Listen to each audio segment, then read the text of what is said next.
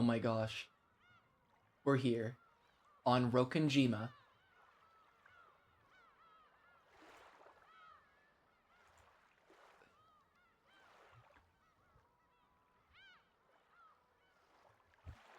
We left off at a pretty good spot last night. I'm actually very happy with where I left off.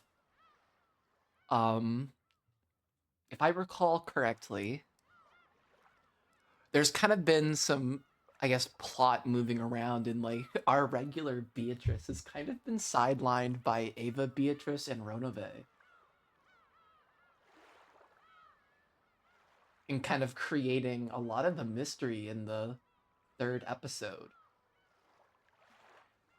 There's kind of this idea of like Battler and Beatrice kind of like having this super rad dynamic. And we're seeing a way, I guess, now how Ava Beatrice can like lure everybody out from being together into the guest house, into somewhere where supposedly that idea of this anti-magic toxin is low enough that she can effectively use magic to kill people.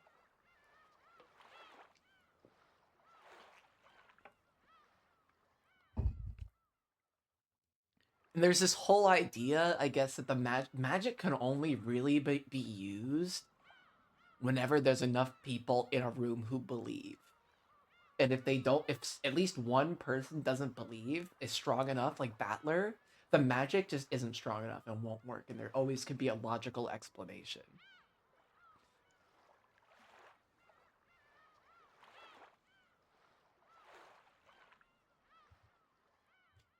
There's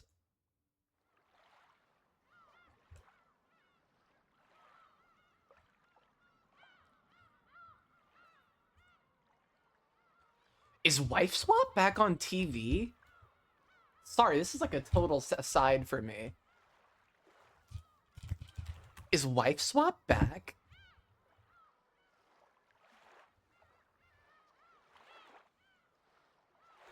Oh, it's the Real Housewives Wife Swap. That's not for me. I need classic Wife Swap. I love trash TV. Ugh. Okay, whatever. I'm not gonna be that upset about it.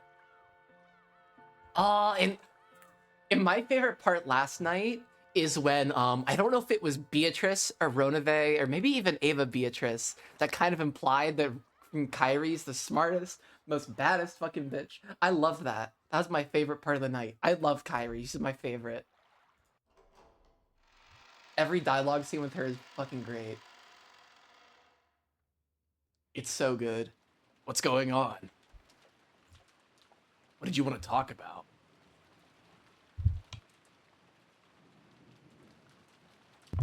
Kyrie called Rudolph out into the corridor. It was obvious that she wanted to talk to him about something she didn't want others to hear. She's gonna j'accuse Ava. Yeah? I want to go outside.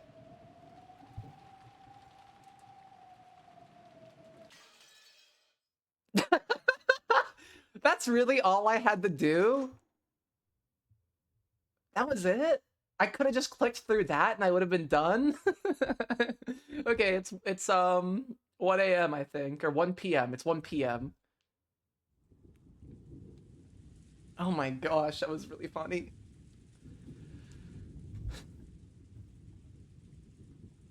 Certainly the body cannot last with nothing more than a small breakfast. It certainly can, you rich asshole. But of course, we understand. Still, as time passes, it'll get darker and darker out. It's probably at its brightest now. It's the most convenient time. Only about an hour has passed since Rosa-san was attacked. This is simply too reckless. It was only natural that Natsu was yelling about recklessness. After all, Rudolph said he was going to the mansion to get food. Certainly on top of their fatigue, their hunger was tormenting them. In the beginning, a mild level of hunger had just been what they needed to fight off drowsiness.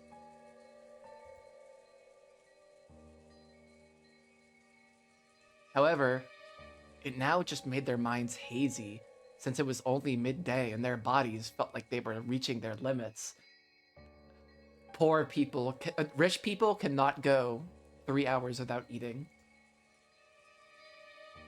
That's insane. The thought of going to the kitchen in the mansion and bringing back some food certainly was attractive. I am opposed to this. It may be a little rough, but we definitely shouldn't leave this place. Don't worry about us. But it would pain my heart to keep the children hungry. I must be responsible as a parent. Oh, are they gonna go with them? They are. That's where they're gonna die. They're gonna die back in the mansion. Oh, shit. I thought they were gonna go to Kuadorian, so this is really not what I was expecting. Dear, now that father is dead, you are the Ashiramiya family head. It is not permissible for you to take on such danger. You're right. It's like Natsui-san says. Kraus-san, you should remain here as our leader. Then who will go to the mansion?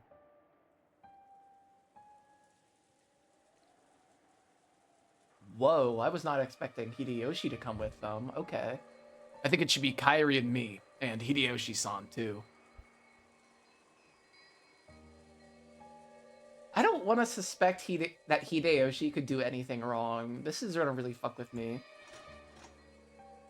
Hideyoshi-san and I have guns. They shouldn't be able to lay a hand on us that easily. Rosa-san also has a gun, but she was also had a gun, but she was attacked. Would it be dangerous? When I went out to check on Rosa and Maria-chan, I had a gun, but I was alone. Yet I wasn't attacked. That's because you didn't believe, Rudolph. You need to believe to die. Maybe they'll be cautious if their opponent is a man. That didn't stop them earlier. We'll have 2 men, and even 2 guns. Those 2 will act as guards, and I'll transport our cargo using a cart. That's really smart. I wouldn't think like that. I believe the situation will be significantly different than it was for Rosa-san. If you're counting on me because I'm a man, I'd be happy to help. I think I'm slowly turning his voice into Mitch McConnell, and it's really freaking with me. I may not look it, but I'm built up pretty strong from pushing food stands around.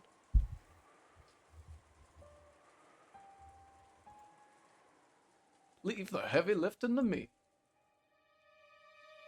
How about we give Kyrie the gun, Hideyoshi?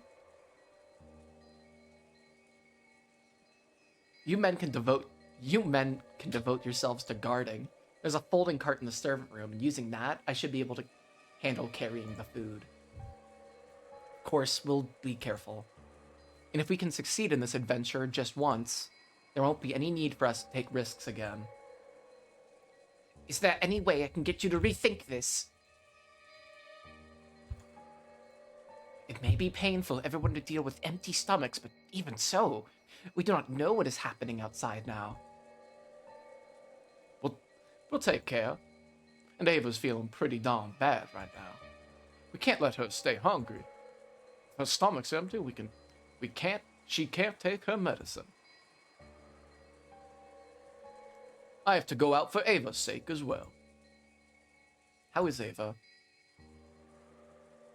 Looks like she's finally gotten to sleep. She has a high fever. If we just leave her for a while. Oh wait, if we just leave her be for a while? If we just leave her be for... Okay. You can't just stand still when it comes to your wife's health. Understood. I'll give you permission to go outside. Then we'll take a little trip there and back. A speed contest. Canned food's okay, right? You at least have a can opener here, don't you? Yes. We have a can opener and a bottle opener. There's running water in the guest house. We won't need anything to drink. We need to get 10 people's worth, so being picky so no being picky about what you get. All right, why don't we dash out and bring the food in, and bring it back quickly? There's no time to open umbrellas. See you, Aniki. I'll trust you to look after this place. I'm so mad. If this is how they die, I'm gonna be so freaking pissed off. If Kyrie dies doing this bullshit, I'm gonna be freaking seething. She's way too smart to die in such a stupid fucking way. Maybe she's trying to, like, get Hideyoshi by himself. Maybe she's spinning the chessboard around in ways I just can't comprehend. Take care. Under normal circumstances, I'd want to go too. Being a man, I despise how this title, the oldest brother, prevents me from lending a hand in an emergency like this. This is about the only time we get to show off. Sit back and take it easy every once in a while, Aniki. Okay, Natsui-san. Wait here and get some towels ready or something. We aren't using umbrellas, so we'll be soaked to the bone when we get back. I guess. Understood. Take care. I still don't understand what this... Like, where is this supposed to be of the golf clubs? They're going Top Golf! That's so crazy! Rudolph, Kyrie, and Hideyoshi, each leaving their own brave words behind, left the lobby.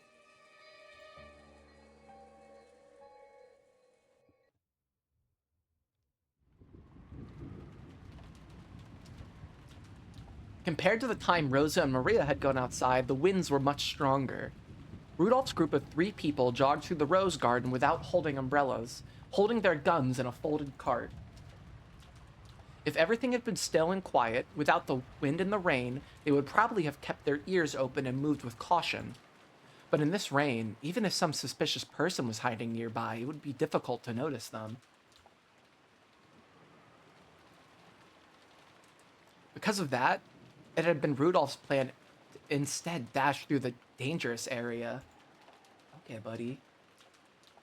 If there was a chance that their opponent was equipped with a gun, then walking slowly with their guard up would only make them targets. I can't believe they're even considering this.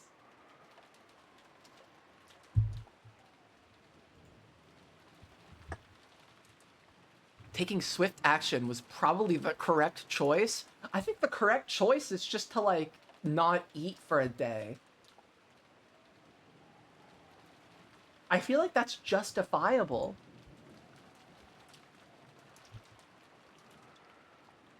The Rose Garden.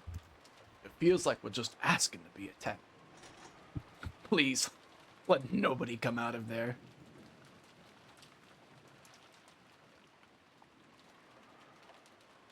Why is he holding it like that? Even as Rudolph and Hideyoshi continued to run, they looked around restlessly, vigilant of their surroundings. Rosa and Maria's deaths had not been caused by a projectile weapon. However, it was easy to suspect that the servants had been killed in such a manner.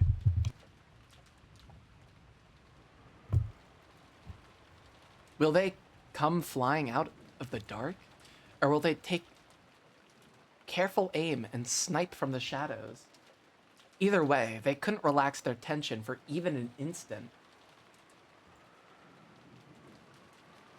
But even so, when they reached the overhang in front of the entrance to the mansion and escaped to reach the reach of the raindrops, they felt themselves breathing a sigh of relief.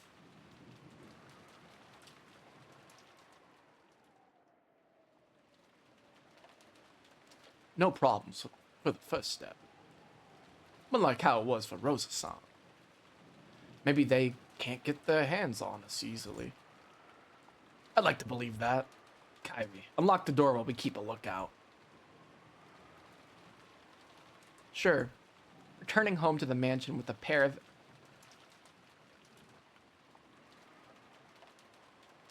SPs? Special persons? Is that like a bodyguard? Because that would kind of make more sense. Makes me feel just like an executive. Hold up, I have to Google that real quick.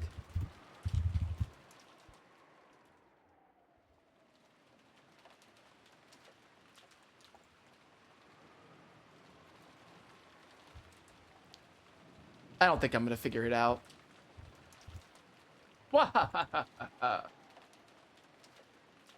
If we had a welcoming party of servants at the red carpet, it'd be perfect. A welcoming party, huh? You never know. Be careful.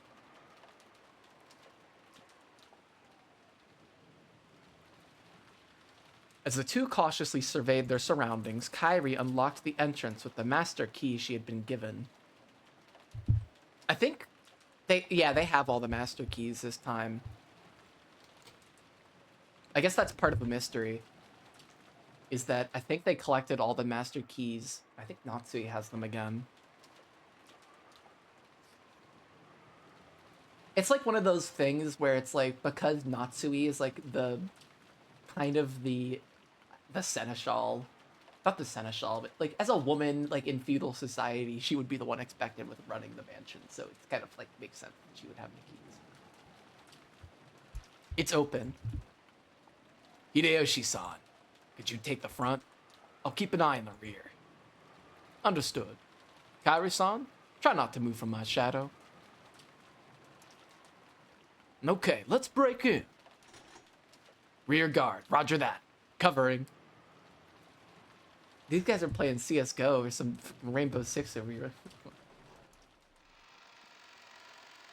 Men. Even in a situation like this, you're just playing around, aren't you? Give it up. That's how men are. Seriously, though, that stench is awful. It felt like the air in the mansion was stagnant with a gloomy silence. And on top of that, it was still thick with the stench from Kinzo's burnt corpse in the boiler room.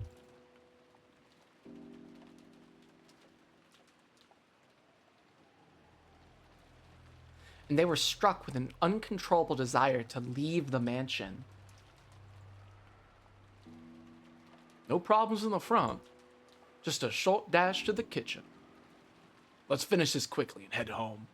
I hope they like fake me out just with like everything going fine. Like it all goes okay. Let's finish this quickly and head home. This suit will get fumigated with that stench. The three of them dash towards the kitchen. That's so weird. Oh my god. Ah, no! Go away. I don't like you.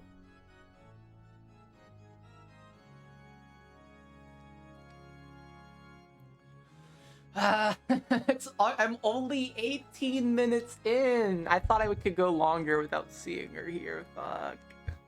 Okay. You know what? Give me like 2 minutes. I have to go get something. I forgot something.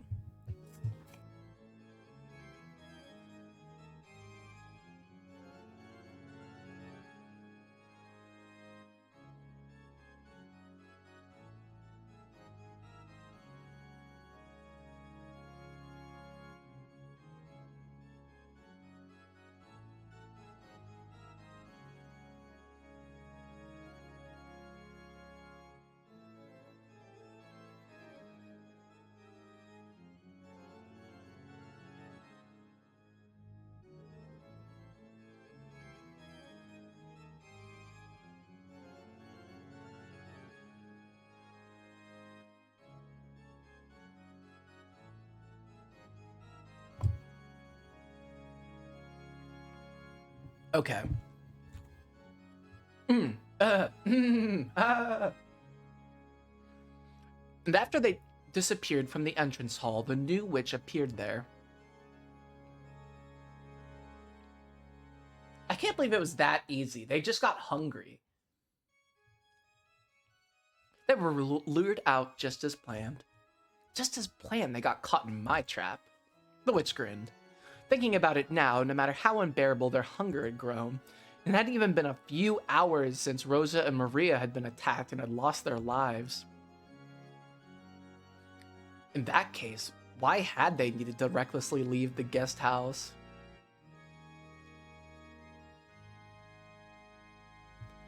Until that question could be dealt with, the only answer was that they had been called out by the witch's magic. That's bullshit. Okay, whatever. I think they were just stupid and hungry. I can't believe it's really going to be that easy for her to kill them.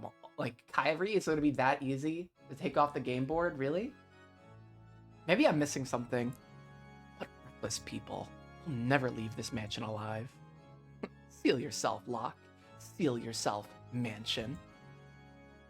The instant she proclaimed that... What the fuck? A mansion was sealed off into a separate world.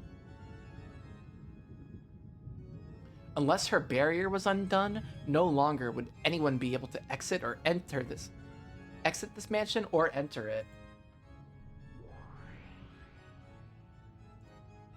Oops, shit.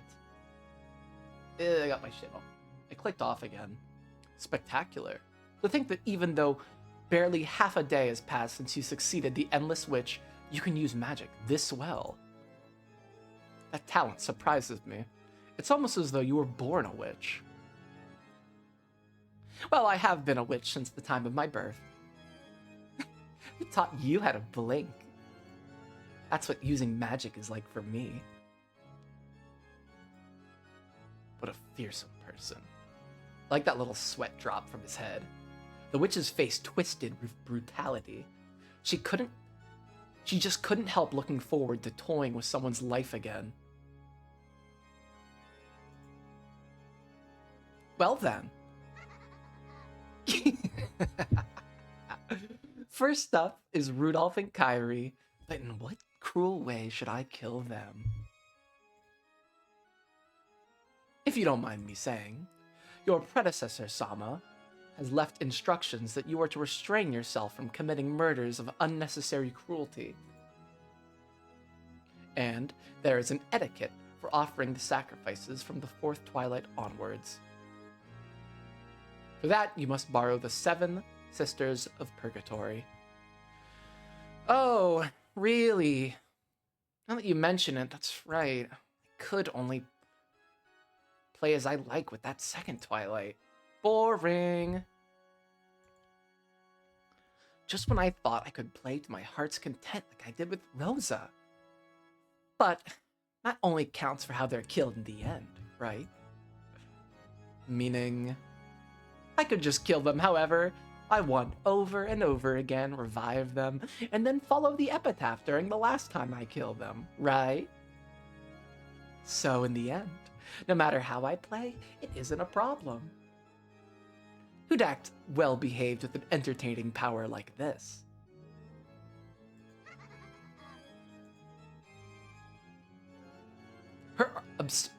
Her absurd argument was, for an Endless Witch, an extremely valid one. The etiquette that controlled the manner of killing the sacrifices of the fourth Twilight and onward was represented by the lines like, gouge the head. However, that referred to the way those people died in the end.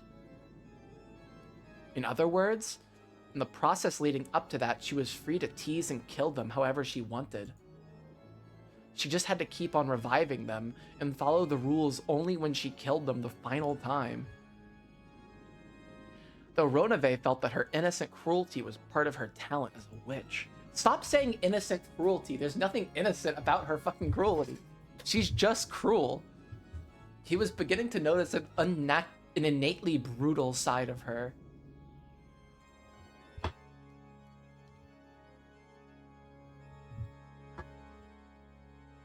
They do say that apprentices are the most brutal of witches, and now I see this may be true. Do as you wish, is what I would like to say. Innocent manslaughter. She's just a little cinnamon roll. She can't help herself. But here, it may actually be wiser to show restraint. They have guns. Weapons with a high anti-magic power, such as guns, are the natural enemies of witches and demons. The witch stared blankly at this demon butler, who was surprisingly afraid of guns. That can't be right. Shouldn't witches be able to take a shot from a bullet easily? No.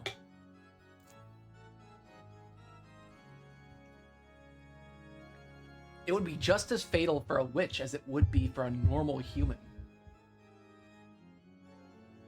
To prevent that weak point from being noticed, most witches rigorously strengthen their guard with a defense of protective barriers and furniture. Do I have any of those protective barrier things? Constructing a barrier to make even gun bullets ineffective requires much in the way of preparation and ceremonies. I'm afraid to say that Beatrice-sama currently has none of those. Furthermore, you are currently ill-prepared to summon furniture strong enough to block a bullet. So even though I've become a great witch with this magical power, I really do have to be afraid of lead bullets. It's annoying, but I don't have a choice. So in that case, should I call some furniture to act as my arms and legs? Yes. Leaving everything to your servants while not exposing yourself to danger is also part of a witch's refined taste. Beatrice-sama, leave this to the furniture and hide in a safe place. I get it.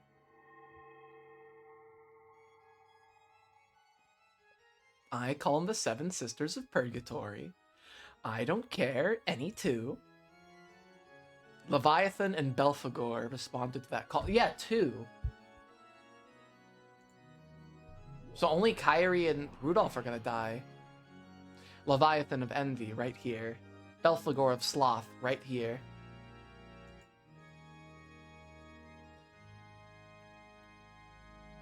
Show me your power. Your targets are Rudolph and Kyrie. Don't attack Hideyoshi. Oh my god.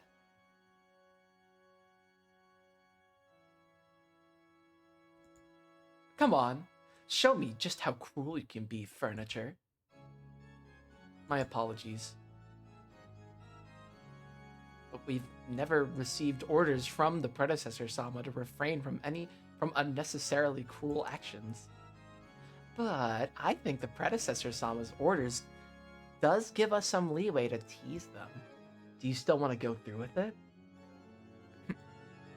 I get it, I'll compromise. Don't let them die easily. Thoroughly corner them and let them taste the fear of death before killing them. Would that be okay, Ronove? Yes. Depending on the degree, I do not believe there will be a problem. Then go. Yes, leave it to us. Your opponents are armed with guns. For those such as you, dodging them should be easy. But if you are hit, the wound will be fatal. Proceed with an appropriate level of caution. Don't worry, we aren't that incompetent. Ding ding ding ding ding. Pots and pans time, I'm ready. The two sisters of Purgatory vanished. Ronove bowed and vanished himself. I kind of like love that noise of like the whoosh. Wait, it's just this noise. I really like this noise. Wait, it's different now. Oh wait, no it's not. There it is. It's just different this time. What? Oh my gosh, okay. There are even rules on how to kill them. Why do I have to be constrained by my predecessor, Sama? It's so rigid and boring.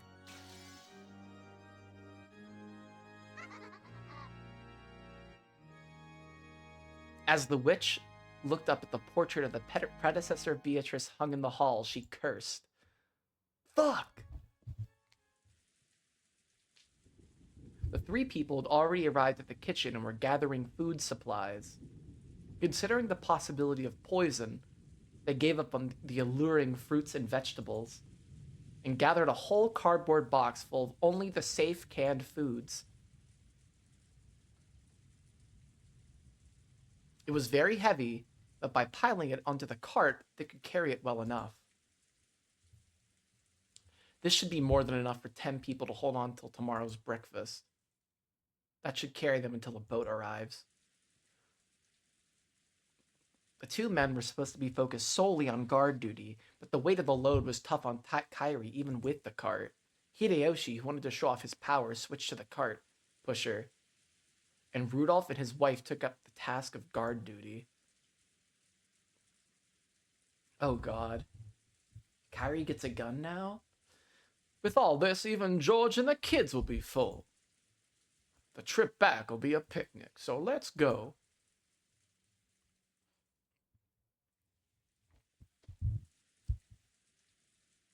When Hideyoshi vigorously announced their departure, Kyrie frowned and seemed to be gazing into the distance. There was a wall in that direction. No, if her gaze could go through that, there was the main hall beyond it. What is it, Kyrie? It's vague, but I've got a bad feeling gnawing at me. Ooh! Is Kyrie gonna be able to get out of this? If she does, I'd be so freaking proud of her. Why is she like my favorite character? Like everything, she's just such a badass. I fucking love her. Kyrie stopped walking and narrowed her eyes even further. Woman's intuition?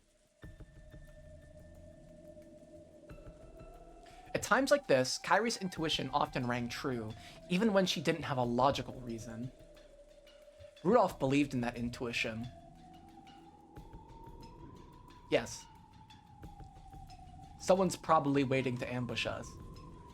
I didn't sense them before, but just now, I felt it.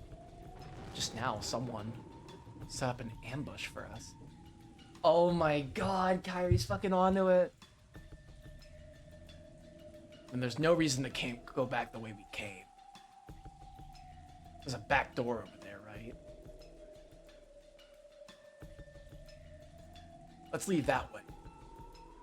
Rudolph made to unlock the back door. When goods were carried into the kitchen, they never passed through the part of the mansion that the family came and went from. Yeah, it's like my grandparents have lived in an old house where there used to be it was like an old mansion, not really a mansion, but it had servants' quarters, and there's a little side staircase next to the big staircase in the house. It's for the servants to use. Not that there's servants, there aren't, but that's what it was. That's what its purpose was for. It's a little staircase that leads to the kitchen. It's super cool.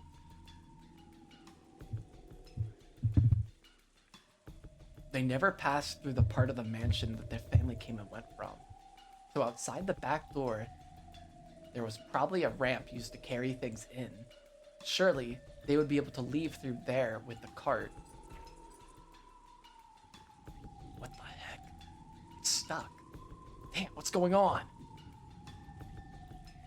It sounded like a chain to me. Can't you open it? Nope. Is it broken? It isn't giving an inch. Rudolph tried various things. First using force, then coaxing it. But the lock was hard as stone and didn't even budge. Go through the fucking window. I don't know how you're gonna get the cart through the window, but just fucking throw all the food out the window and carry as much as you can. I don't think people need that much food.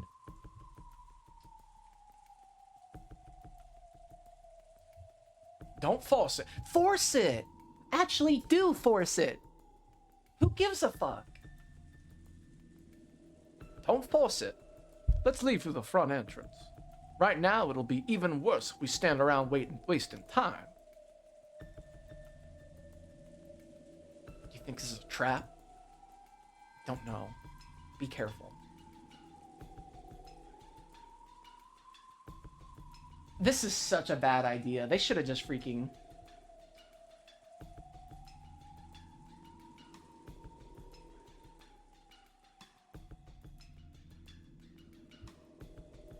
They even try unlocking the door?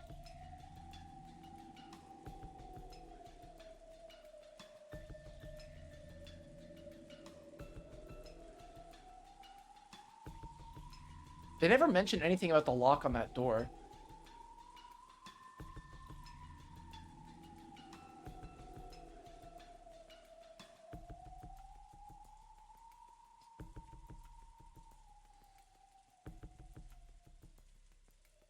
If you know there's an ambush, everybody knows this is the right thing to do.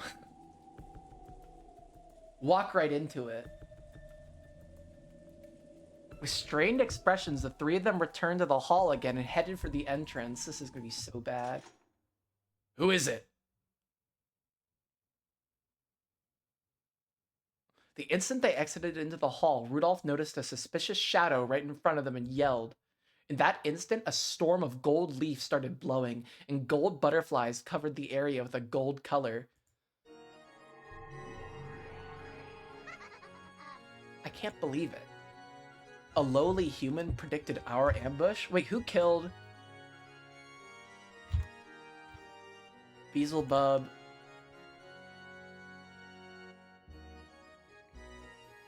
And Asmodeus killed them the first time around. A lowly human predicted our ambush. It isn't my fault. I was hiding my presence. Don't hesitate, fire! The two guns spouted fire. The lead bullets blasted right through the magical defenses of the pair, as though were a wet paper wall. But the two figures that should have been there had disappeared. Certainly guns were frightening objects for them, but there was no need to fear as long as they weren't hit.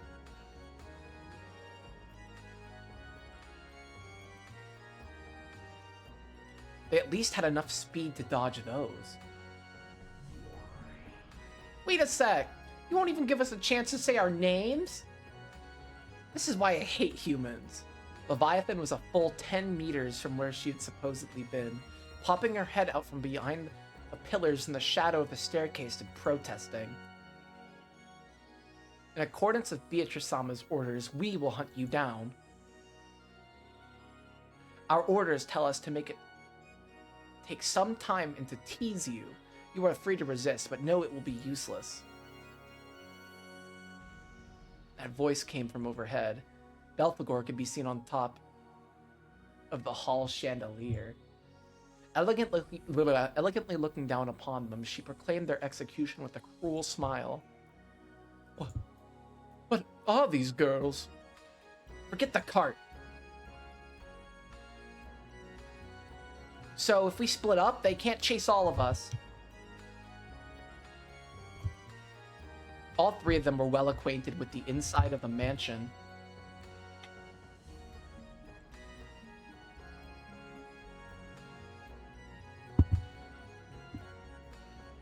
In case of a crisis, they had planned to run it off in separate directions, returning to the guest house by breaking the windows or leaving through the back. I would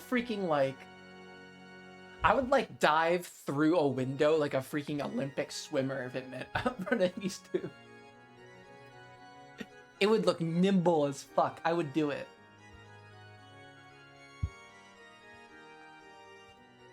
Fighting was forbidden, as long as they could fully escape. I can't believe this is how they're gonna die. In a tight spot, escaping is victory. The three of them ran into the depths of the mansion at full tilt. The pair of furniture calmly watched them go. I'll kill the woman. You take the man. Understood.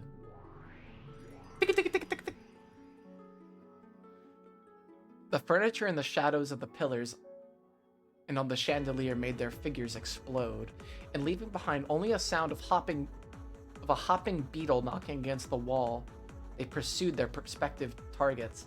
I think whenever we find out what's actually going on with the 7 stakes of purgatory, I think it's gonna make a lot more sense what that noise is.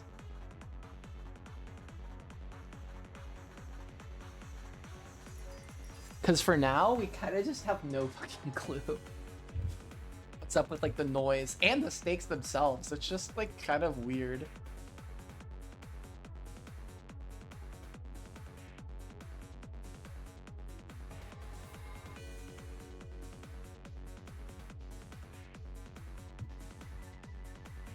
Okay.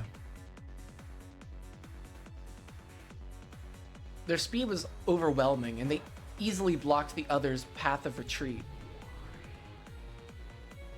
Let's see what this furniture's got. I hope they're at least able to amuse me. Beatrice-sama, it may not be prudent for you to reveal your form unnecessarily. And you don't unnecessarily move your king away from the center. That's part of a monarch's and a witch's dignity. Belphegor was already blocking the way in front of Rudolph, who had boldly tried to escape from the second floor. It's useless to try to resist or escape. You don't need to think about anything. Just close your eyes, and I'll gently end it all for you. You'd make a good wife. What the fuck? Okay, Rudolph. Husbands love to hear that kind of thing when they come home all tired.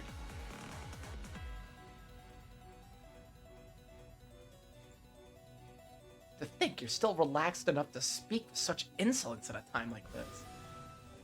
Beatrice-sama, thank you for this excellent prey. Die! Whoa! Oh my god, Rudolph. Rudolph's a fucking badass. Rudolph shot first. But before... She literally just teleported behind him. But before that bullet could hit her, Belphegor had already moved behind Rudolph's back. She then raised a purple curve springing out from her arm.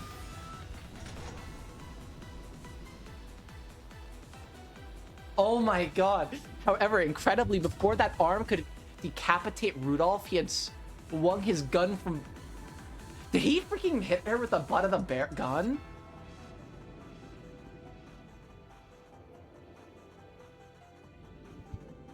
The barrel remained pointing behind his back from the same motion with which he had reloaded the sawed-off gun. To be honest, Kyrie and Rudolph are the only competent ones. This is why I've been saying this from the very beginning. At least not necessarily. I haven't really been so kind to Rudolph. But at least with Kyrie, that's the reason why she's been killed off so early. She's just too fucking cool.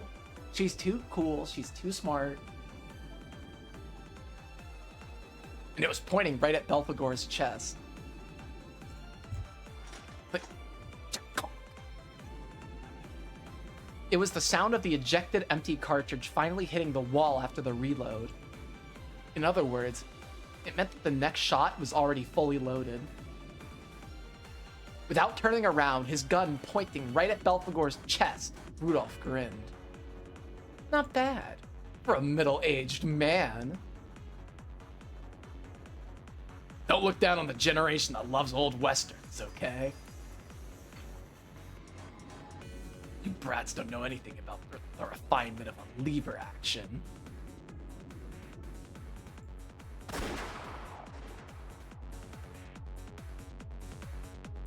Just like Rudolph, Kyrie was also confronting a demon stake at the first floor corridor. What a moron. You could have just escaped with your husband. You do know that was your final farewell just now, right? Don't worry. This kind of thing is my husband's specialty. Oh my god, I love the anime fights like this. I'm sure he'll come for me on a white horse soon, because he's never failed to come and save me when I'm in trouble.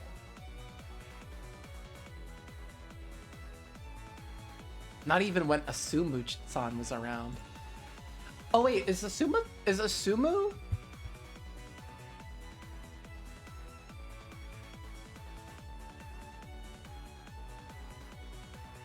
Asumu is Battler's mom, right?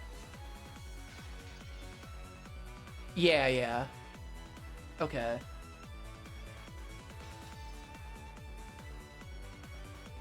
We don't know anything about her, and that's kind of freaky. What a happy couple. I'm jealous. I am Leviathan of envy. Envy itself is my power, my anger, my lifeblood. I agree. Envy is the source of a woman's power. And if that is power, I won't lose to a girl like you. Imagine saying that to the one who governs envy. You actually think I'd let you two be reunited? I'll give you a tragic farewell. The arm of Leviathan swung, trailed by a purple curve. It was a magic blade that cut with the power of malice. Kyrie blocked it with her gun.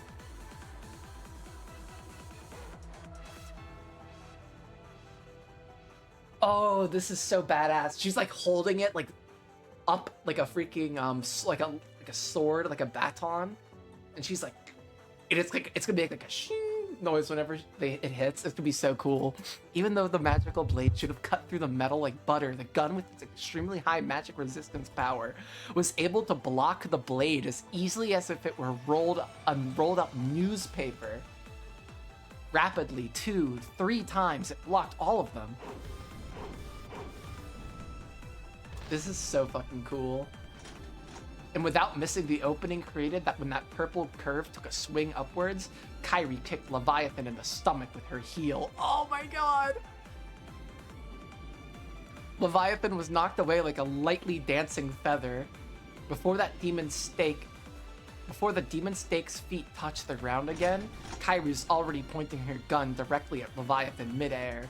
From that position, the woman who had called envy a form of power met the two women who had called envy a form of power met each other's gaze. Oh, this is so fucking cool. Can you do it? Can you pull that trigger? Oh my god, I'm fucking popping off. This is so cool. I could be brutal when my husband isn't around.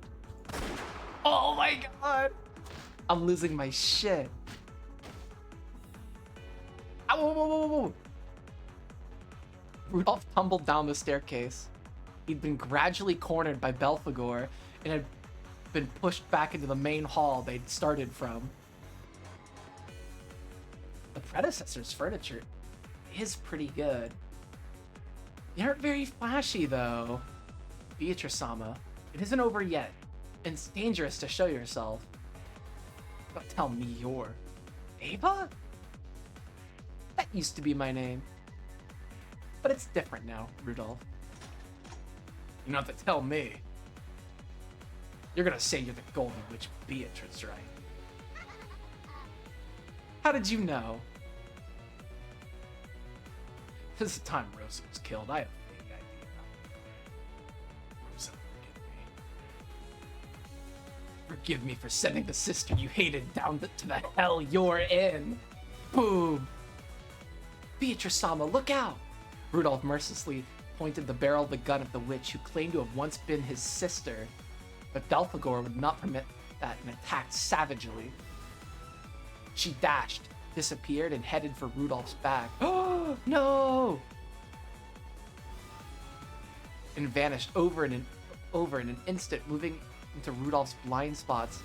Run! It was almost like she was a fairy, and she blinked in and out of vision. Belphegor incessantly drove towards Rudolph. Maybe this is kind of fun. Rudolph, let me sit back. Watch to see how long your brave efforts last you.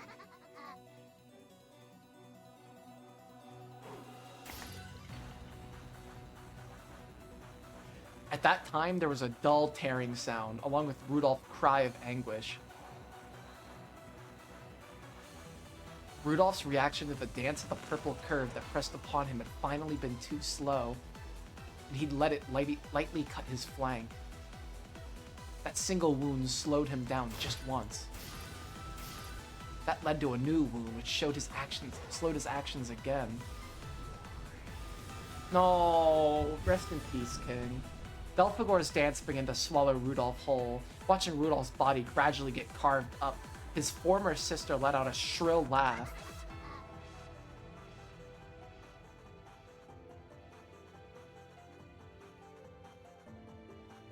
Leviathan could no longer hide her irritation that Kyrie hadn't suffered a single fatal wound. I really am a moron. Among the sisters, I was always the slowest to grow. I was always slow, always weak, always stupid. That inferiority complex became envy. And when I convert that into power, I gain a strength greater than that of any of the sisters. It's important for young girls to have a moderate inferiority complex. It teaches women about cosmetics and hard work. Okay. I don't like having to use the limits of my power against mere humans. I can turn my envy of your ability to trust completely into your... I can turn my envy of your ability to trust completely in your husband into power. I don't like it. Why are you so relaxed when you're fighting for your life? I wonder. I get it. You're fully convinced that your husband will come to the rescue and your rescue and save you. Isn't it incredible, that trust of yours? It's enough to make me jealous. What kind of trust did we sisters have for each other? None. The sisters are always looking down on each other, trying to thoroughly lambast each other when things already look bad. I love that dog bark noise so much.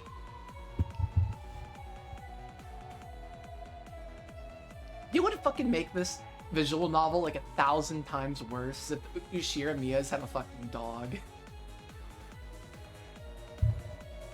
I have no way to explain that, but I just feel like Umineko would be like a bazillion times worse if they had a dog.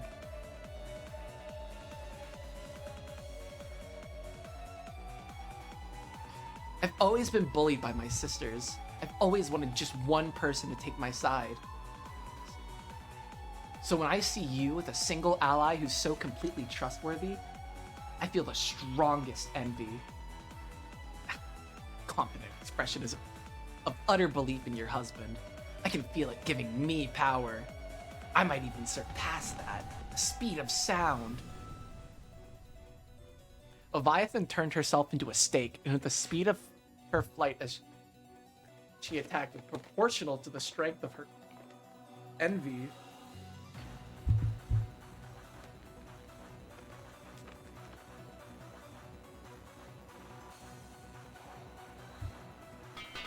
Pots and pans, holy shit! Red text? Oh, it's been so long since red text.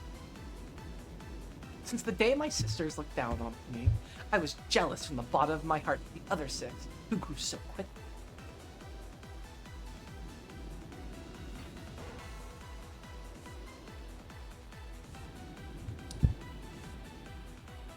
Woof! I was jealous for 7 days and 7 nights. You can see the power I gained as a result in my speed. Die, Ushira Miya Kyrie. The demon snake exposed her true form, leaping about at a terrible speed. The noise from her bouncing off the wall sounded like a machine gun.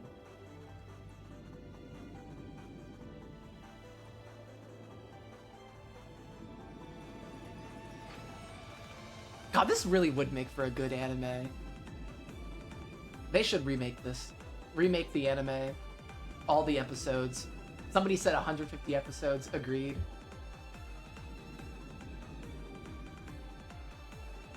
Eight seasons. 8 seasons would actually be freaking crazy. It would be perfect. By now, Kyrie probably couldn't tell if it was a single snake or a swarm of beetles flying and bouncing around.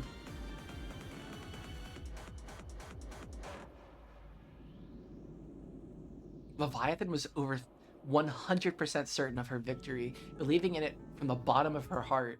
Then Kyrie spoke with an unbelievably calm voice.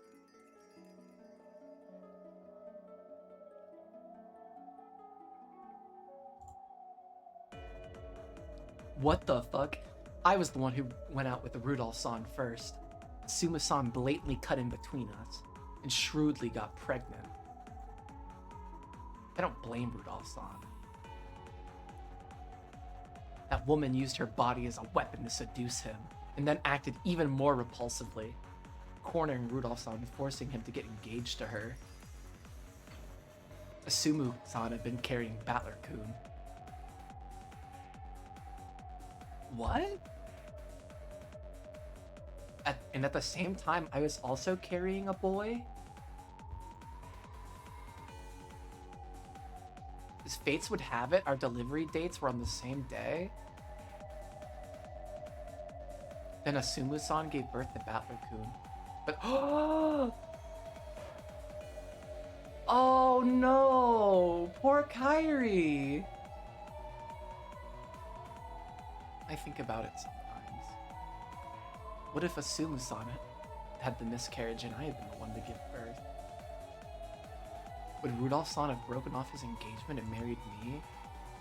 But I couldn't give birth to my child, so until Asumu-san died. This is kind of a crazy fucking reveal for right now. And until I got pregnant with Ange. Angie? Ange? I still don't know. Angie. Angie.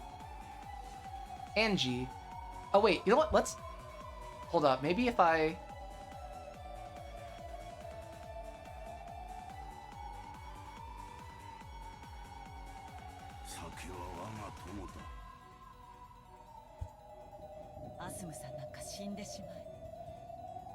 Angie, okay, thank you. Oh my gosh.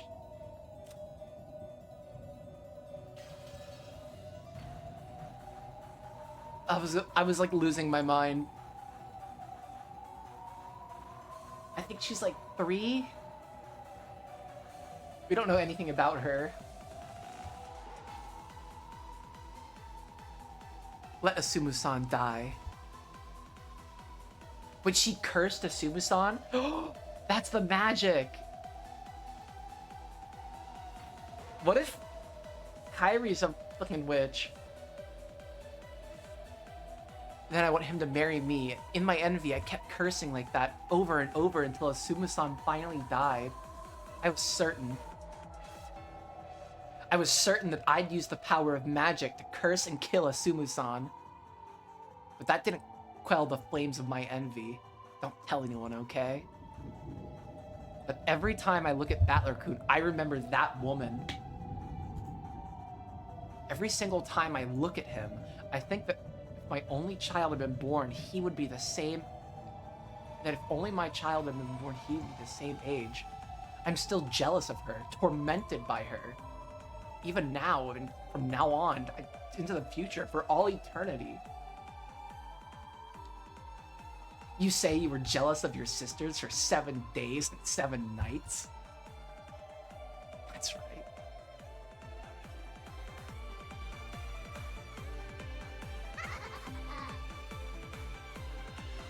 What? Don't make me laugh, little girl. How could you understand the madness of a woman whose man was stolen from her red text? And who's burned with envy for 18 years. I love Kyrie so fucking much. She's so fucking cool. What? If Leviathan had the power of 24 hours times 7 days, or 168 hours of speed, then the power that Kyrie had piled up was 24 hours in 1 day, 365 days in 1 year, and 18 whole years. Even without counting leap years? Bullshit incoming. That was 157,680 hours. Compared to Leviathan's power and speed, it was more than 938 times greater. What is this? This is just weird, overly specific, pointless writing. So even if the Leviathan could soar at the speed of sound, 1,225 kilometers an hour, Kyrie's eyes, it only looks like 1/938th of that. Which means 1,200... It's like 1.3. A speed of 1. Whoa! He's mathing! I did the math! I actually did the fucking math!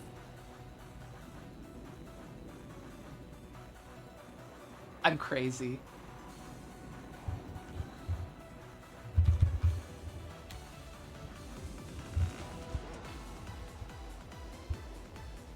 That's the best math I've done in my whole life. They say a human's walking speed is 4 kilometers an hour, so it was even less than half the speed of that. This is almost the same speed as a baby crawling on the floor, which means...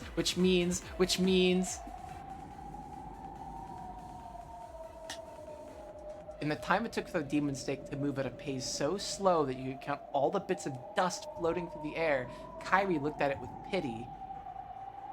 She pitied the slowness at which it came towards her.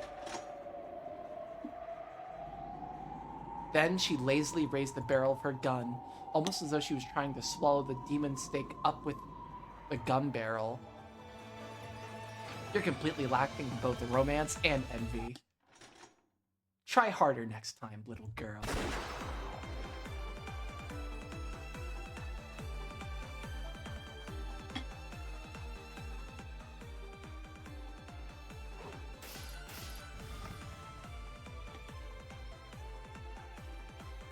Rudolph, what happened to all that vigor from a couple seconds ago? You're supposed to slice up a fish while it's still flopping around.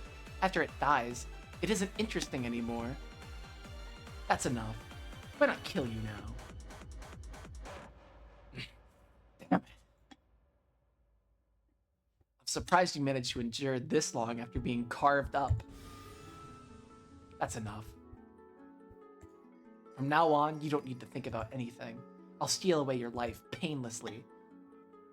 Wait, there's a favor I want to ask. At the very end, I want to do one of those. What do you mean, one of those? You know, the thing you see in all the westerns.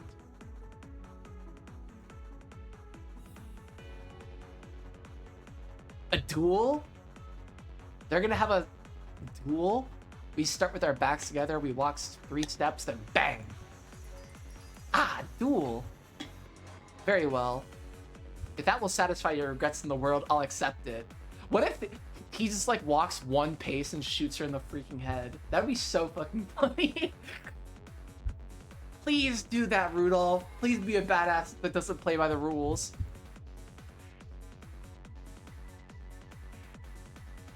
Rudolph moved his wound-covered body and turned his back to her.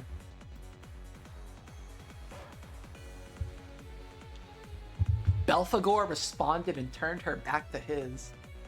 Belphegor had an honest nature that was uncommon in a witch's furniture.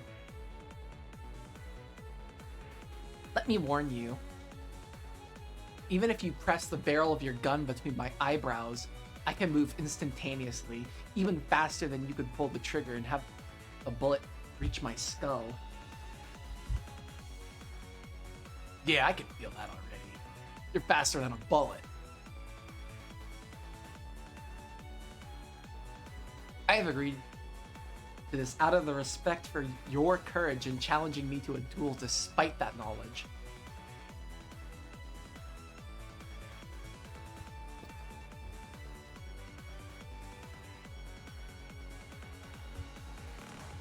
Thank me. Well, you're an honest and principled person, and a good woman. You might just steal my heart away. Let's begin. 3 steps will do fine, yes? First 1 step, 2 steps, 3 steps. Is that okay? Yep, since you still haven't noticed. After walking 3 whole steps, it's my victory in this. What? Ah! He did it! Rudolph turned around and fired a bullet. However, Belphegor could easily see through the speed and trajectory of a bullet like that. It should have been no problem at all to dodge it.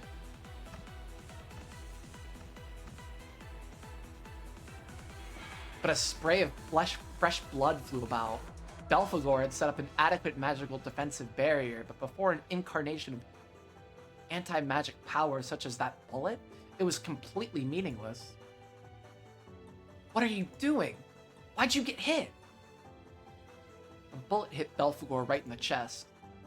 The pain from the lead caused her to grimace, as did the pain from the denial of magic. Forgive me. I'm a coward, man. Ugh.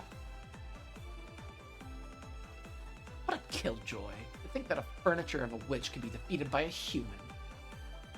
Know your shame. Worthless, pathetic. If only you just grovel and die. Quit it, Aniki. She could have dodged it. But she didn't. She realized that you were in the line of fire, Aniki. So this faithful girl took it without dodging, protecting you. At the very end, she saw I was pinning the rook and the king. Oh my fucking god, fucking Rudolph is so good. But the chess allegories are like non-stop here.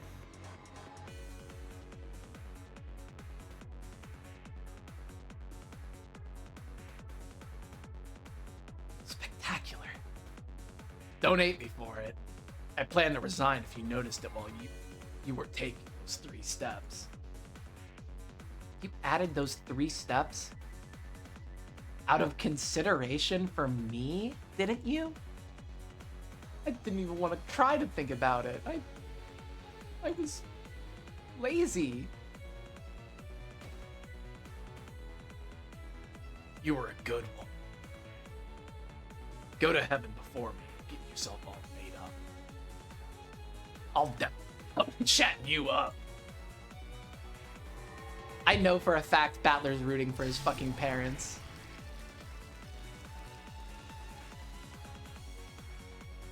As Belphegor slowly fell over, she even lost the power that kept her in human form. As she grew small, like gold dust melting into thin air. At that point, Kyrie dashed in. It seemed that she had somehow defeated her pursuer by her own hands. I wonder what's gonna happen here. As she pointed the barrel of the gun straight at the witch, she ran up to the wound-covered Rudolph. Are you okay? Were you chatting someone up just now? Yep, a good woman. No match for you, of course. Sorry, Monkey. It's checkmate. The 2 of them pinned the witch down with the barrels of their guns. Worthless furniture. To think they'd be beaten by cheap opponents. Worthless. Stupid. Boring! Beatrice-sama, we should retreat for now. There's no furniture or barrier to guard against bullets here. Alright, this is where shit gets fucked up. Gackle, gackle, gackle, gackle. The witch began to let out a muffled laugh. What is up with her teeth? It surprised not only Rudolph and Kyrie, but Ronove as well. Shoot her! In the face!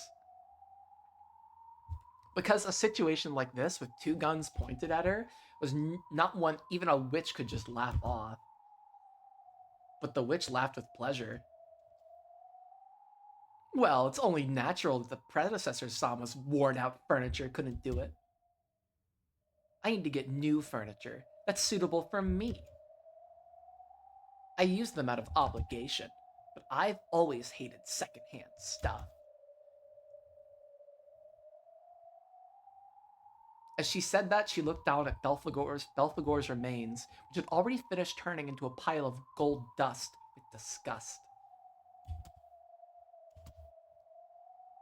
I don't know what you're talking about. Be a good girl. Put your hands up. Then the witch obediently raised her hands. Absolute cinema. But instead of raising her hands because a gun was being pointed at her, it looked more like she was a conductor facing an orchestra, waving her conductor's baton. Come, arise, furniture suitable for me. Not that cheap furniture, much stronger ones, cruel ones. Stop this bizarre act. I'll pull the trigger.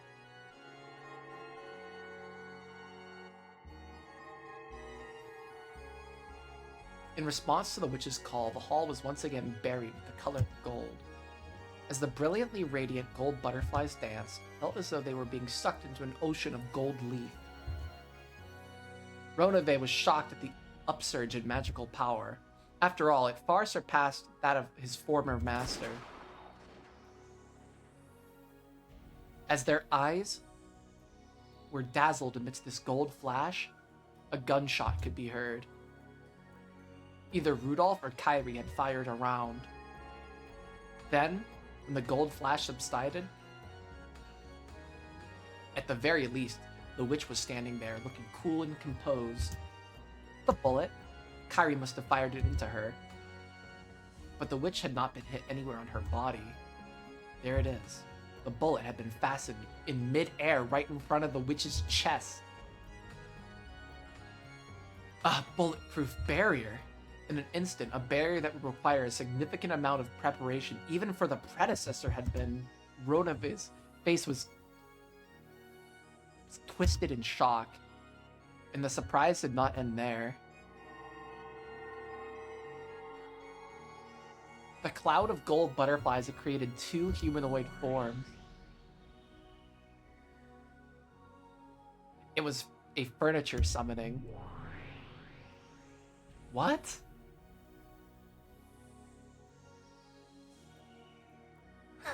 I can't take this seriously.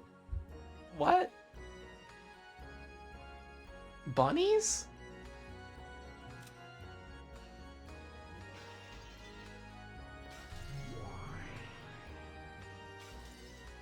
I don't have any voices for these characters.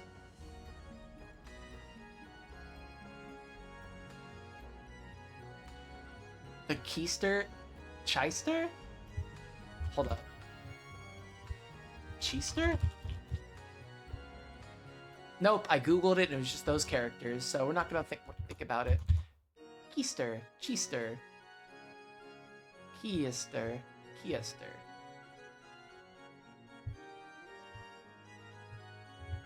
Every time you think Umineko can get weirder, it does.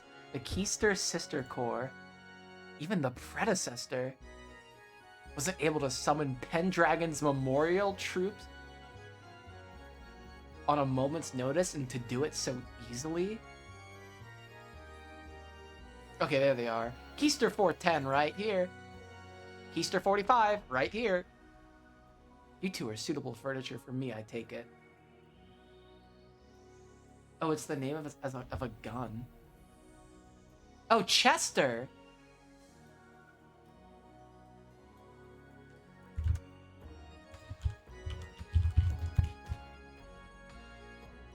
Like a Winchester.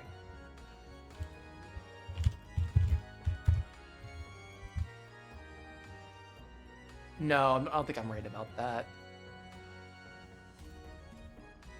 Oh yeah, I'm definitely wrong about that. You two are suitable furniture for me, I take it. From reading a book out loud, to going on a date, to shooting down meteorites. We'll take care of anything. Oh wait, I have to read their thingies.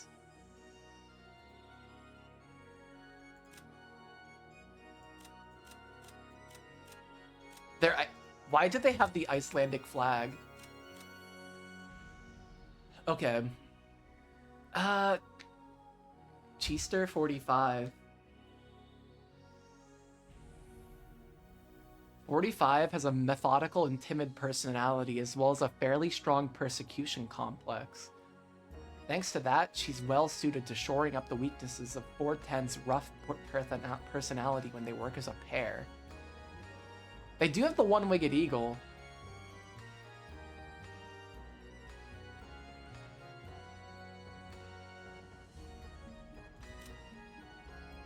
At least I'm pretty sure that's the one-winged eagle.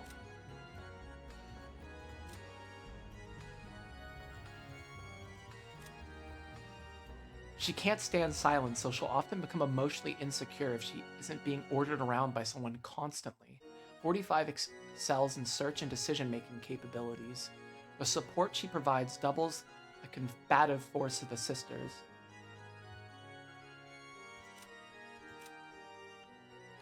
Cheister 410.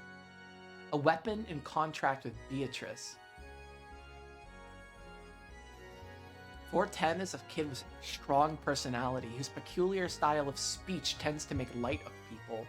She likes laughing at people who are serious or can never relax.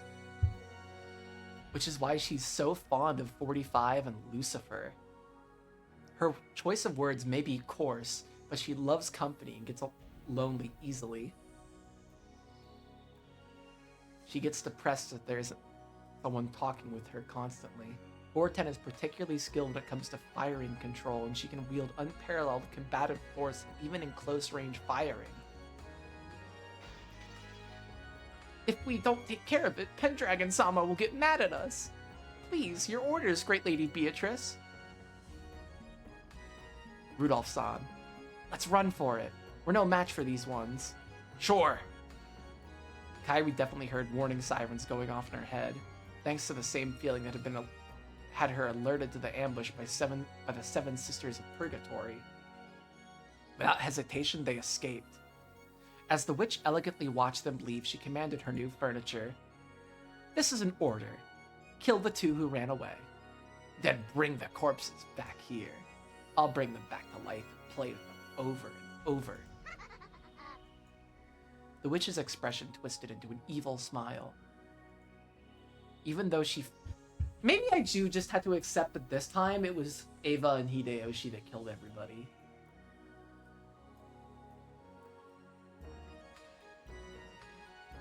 We still don't know how many guns are even in this house.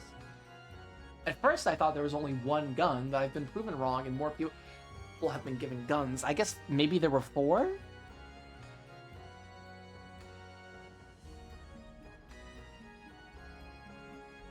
I guess I won't really even be able to comment on anything until we see how their dead bodies are found. But I think that's more important.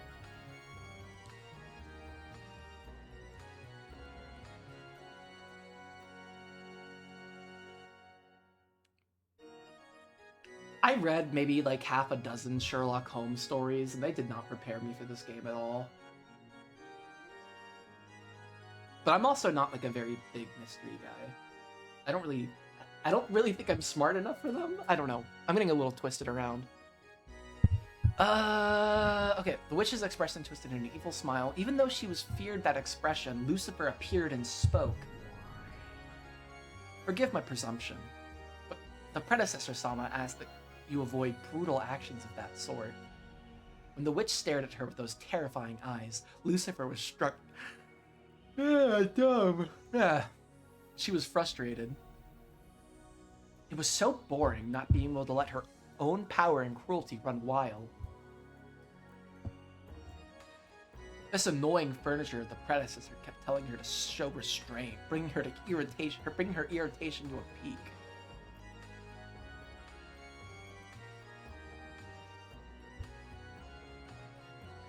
I already knew these characters were coming. I didn't know when they were going to show up. I didn't think they were going to show up like this.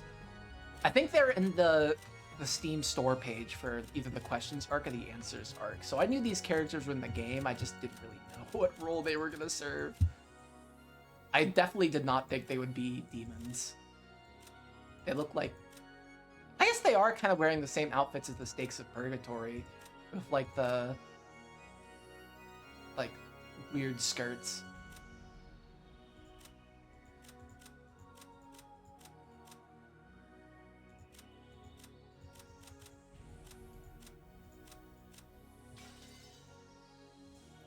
Long time no see, yeah?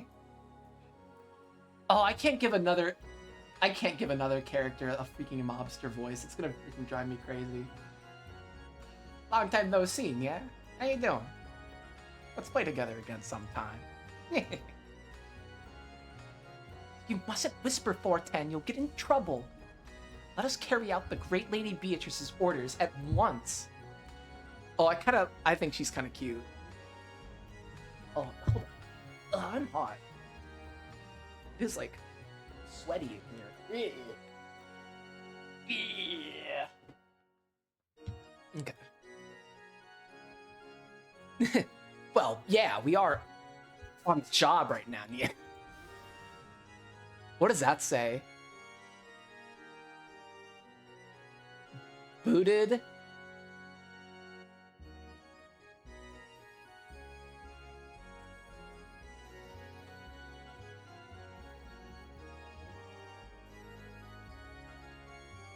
Something RNRING.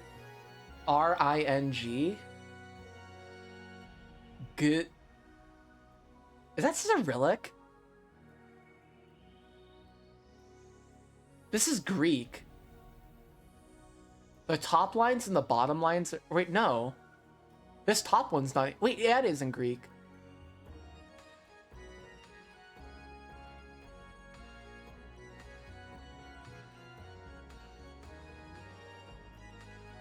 This almost looks like Cyrillic in backwards. Like, but it's like backwards. System. Booted something... Oh god.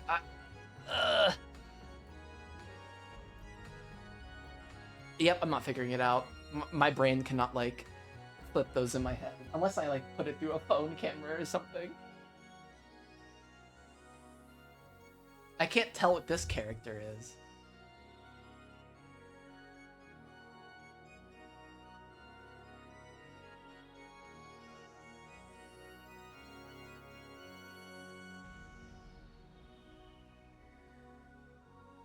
Okay.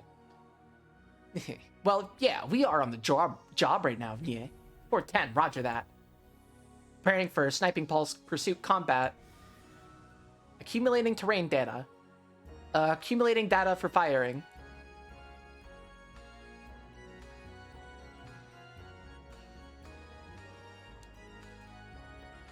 Data link with 410.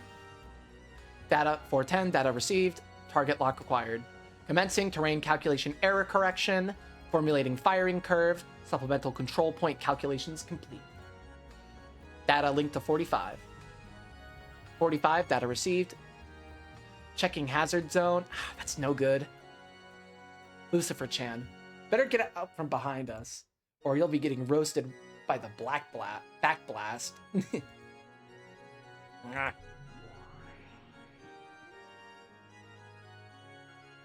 Thanks to their paired measurements, the Chester sisters were able to instantly calculate the terrain throughout the mansion and the coordinates of their targets, as well as a firing curve to reach them. That's right, their shots could be guided to follow a curved line. None could escape. The precision guidance used by the Seven Sisters of Purgatory was nothing more than a cheap knockoff for the ability these two held. I feel like they're kind of giving me a key as to how these murders could have happened, though. 45, firing preparations concluded. Ammo type selected and loaded. As the two of them faced each other, it was as though they were both pulling back a bowstring together. A dazzling gold arrow was readied there. 410, firing. After giving that announcement, they released a single arrow together. As the path taken by the gold sparkling snake of light drew a curve, it followed the direction of that Rudolph and Kyrie had escaped into in rapid pursuit. It turned through the corridors, crawled over the floor, chasing them as it drew a beautiful curve.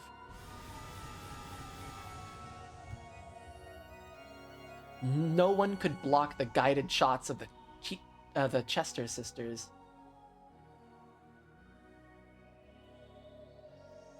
No one could escape from them, and their strength could pierce all physical and magical defenses. It was quite a merciless, guided weapon of certain death.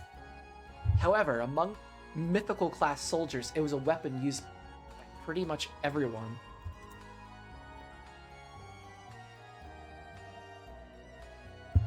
It was very commonplace for them and very extraordinary for those of the everyday world. If I saw that shit jumping out the window. When he noticed something rapidly chasing them and turned around, the exact position of Rudolph's heart was pierced by the gold snake. It all happened in an instant. Rudolph-san! After the gold snake pierced Rudolph, it swooped down to the floor, drawing a beautiful spiral, coiled itself around Kyrie's legs, and crawled up to her chest. Rest in peace. At least they died showing the sisters. Like, kicking their asses. Like, that was the big thing. And just like Rudolph, it pierced the exact location of her heart.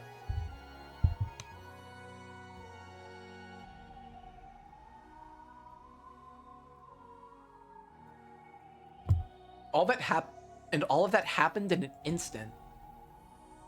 It pierced Rudolph and then Kyrie. So they died, dropped to their knees, and fell over it. Almost the exact same time. What's this? Talk about overwhelming. Ridiculously easy, isn't it? This is the kind of furniture I need. Way different from predecessor Sama's second-hand furniture. Come on, bring their corpses here. I'll keep reviving them until I'm bored, and I'll try killing them in as brutal a way as I can think of. To think being a witch could be so much fun. That taking a life could be so much fun. From the time humans are born, the most shunned action they can take is the murder of another human. It's only natural that humans can't understand how pleasurable it can be to break this taboo. But she was no longer a human. She was a witch, and there were some pleasures that only witches could understand. By now, she had tasted those pleasures and was totally immersed in them. After learning the contents of the forbidden pot were honey, she could no longer live without them. No, maybe the contents were honey because they were forbidden. Anyway, by killing humans gruesomely, and doing it over and over, she could feel the drug-like pleasure even now. As the witch rolled over laughing, the gold snake that had just been shot returned as though being reeled in. At the tips, 2 people were pinned and dragged along. The witch's order had been fulfilled. Rudolph and Kyrie had both been killed instantly, and their corpses had been carried back. Chester 45 and 410, order execution complete. We await your next order, great Lady Beatrice. Please, your orders. From babysitting to playing online games with you, to shooting down a space shuttle, we'll take care of everything.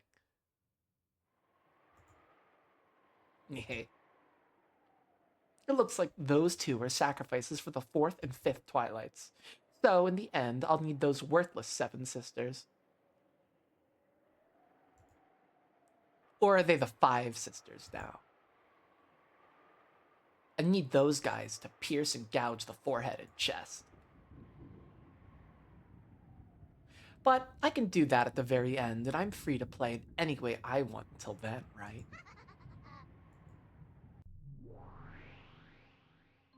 Wait. Have you already forgotten what I've told you? She doesn't want Battler to be too angry at her. That's so fucking cute. That is so freaking adorable. She, doesn't want Battler to be too angry. Oh, it's you, Predecessor Sama. Do you have any complaints? Of course I do. You're doing whatever you please, aren't you? Why haven't you followed my directions? What's wrong with doing as I please, Predecessor Sama? Anyway, I don't plan on deviating from the rules of the ceremony in the slightest. I'll definitely clean these 2 corpses up later and drive stakes into their forehead and chest. I'm telling you, that is not the problem. If you act so undignified and cruel, some people might take it badly. You mean your opponent in that game?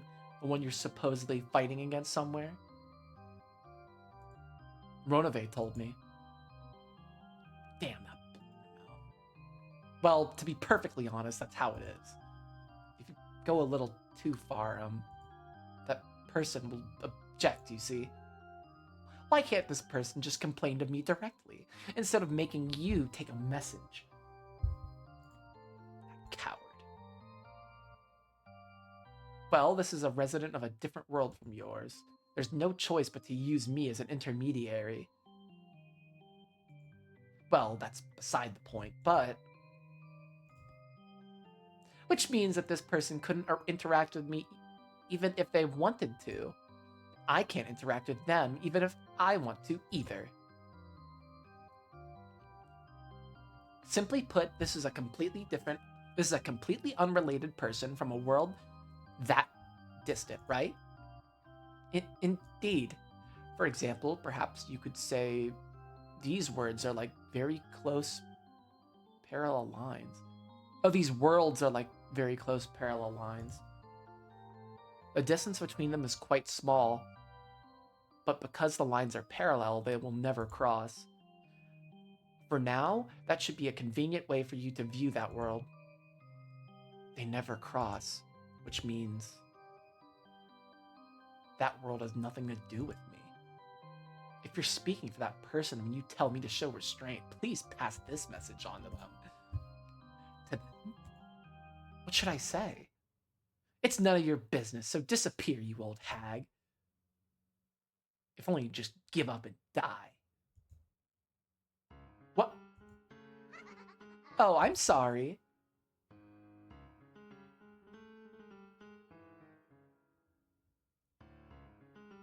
Since it was a friend of yours, I just assumed she'd be a woman. By old hag, I'm definitely not talking about you, predecessor Sama, so please don't get mad at me. That's insane that she said that.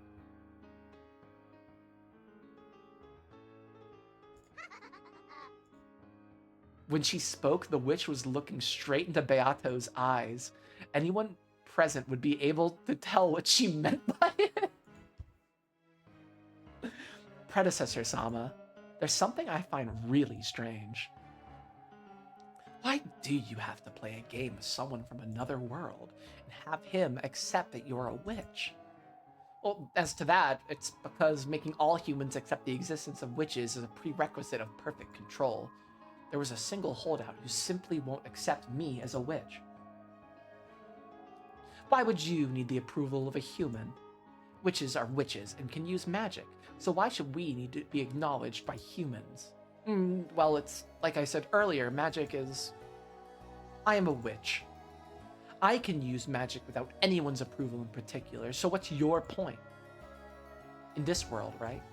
However, since that person won't accept it, how should I explain it? I don't need you to. After all, isn't all this about a different world that never crosses this one? In other words, that world might as well not exist. You fighting a game in another world is absolutely no different from you telling me about stuff from your imagination. I'll say it again. It has nothing to do with me, and I am already a witch. Predecessor Sama, somehow or another, it seems that you can't become a witch as long as this person doesn't acknowledge you, but I'm different. Even though no one has acknowledged me, I'm an excellent witch already. Since you are my predecessor, I will formally pay you respect, but that's out of kindness, not out of duty.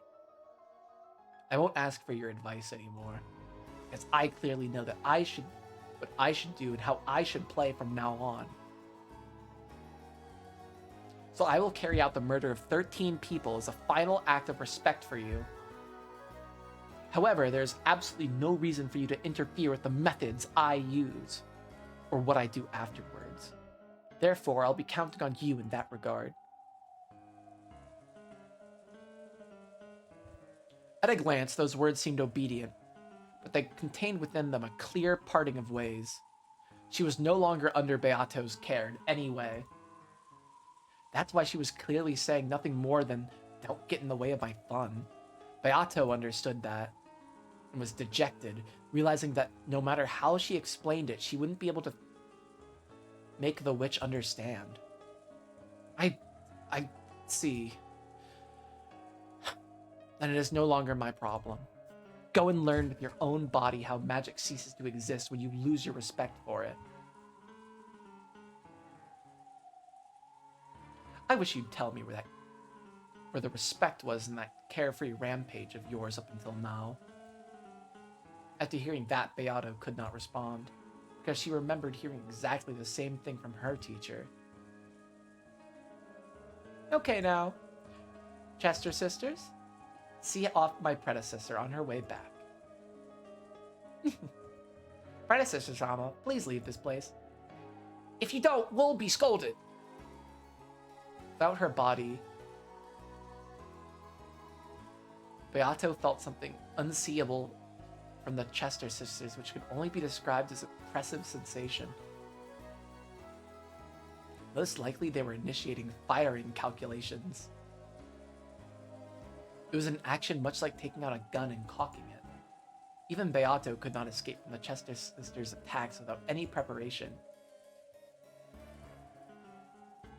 In the past, she had placed her greatest trust in them, so she knew how terrifying they were down to her very soul. Predecessor-sama, if you would retire, I would not recommend damaging Beatrice-sama's mood any further. Predecessor-sama, I understand. I shall leave for now. I'll watch over the end you eventually reach at my leisure. It was almost infinitely close to a parting shot. So after Beato vanished, the witch and her furniture doubled over laughing.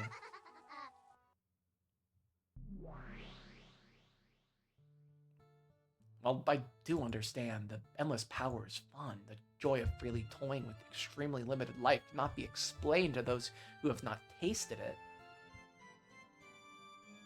I can understand that feeling of being possessed with a pleasure similar to drugs. It must have been quite fun, judging by your antics in the past. Are you saying it's just like when you tried to admonish me in the past over and over and I did not listen? Precisely. Why have you started trying to scold that child for her actions? Well... There's a single large difference between you and that child. That child may already be a witch. Of course, you were also a witch, at least in the world on top of the game board. However, to be acknowledged as a witch in the world outside the game board, you need to have Battler-kun, your opponent in this game, acknowledge you. You must have understood that when you started the game, I thought that if I could show off a whirlwind of proof that I am a witch, blow away his desire to deny me and make him surrender, he would acknowledge me as a witch. It went all my way the last time, so I thought I was just a breath away. It's actually the opposite. Battler-kun was disgusted by your brutality. He did not step up to the plate as a player because he acknowledged... He did not step up to the plate as a player because he acknowledged you as a worthy opponent. It was based on a strong animosity, his resolve to completely deny the existence of a brutal witch.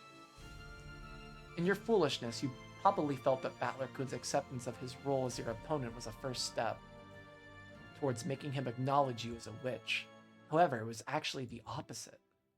Battler-kun challenged you in this game because he was absolutely determined not to acknowledge you. No matter how hard the thoughtless north wind blows, the traveler only wears his cloak even tighter. Okay, we're back to the north wind and the sun.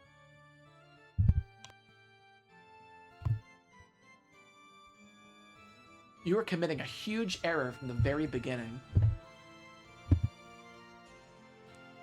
This game is not torture to make Battler-kun surrender. It is a test in which you must try to make Battler-kun accept you.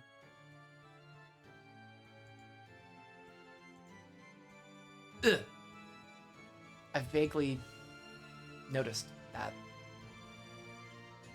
That last game was a tough one for Battler, but as it seems you've already noticed, this game is a tough one for you.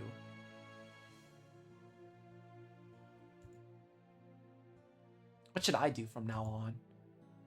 Think about it for yourself. Fortunately, you already have given up your pieces on the game board for the new witch.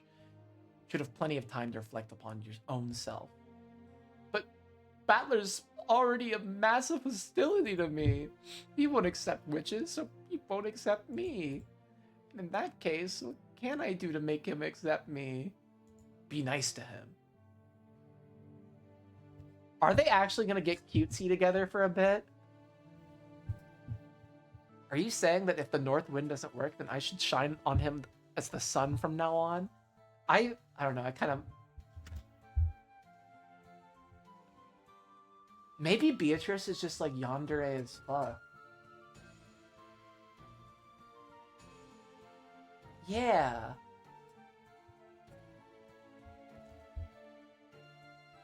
It's October now. The Halloween season.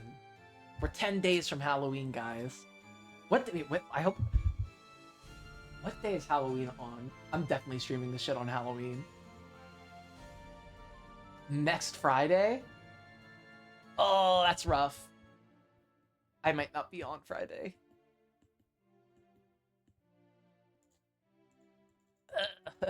I usually don't stream on Friday. I'll think about it later.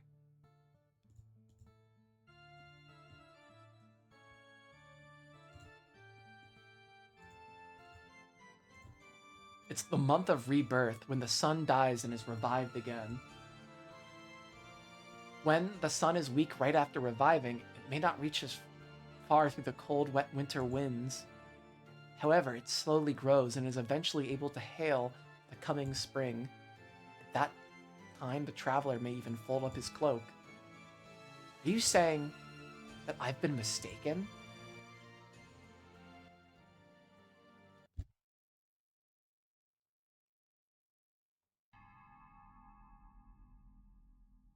The beautiful hall of the Ashiramiya mansion was covered up with a golden, sparkle-like gold leaf, and stained deep red with thick spurts of bread. Blood? Bread? What? I can't believe I just said that. I'm so humiliated. And stained with deep red, thick spurts of blood.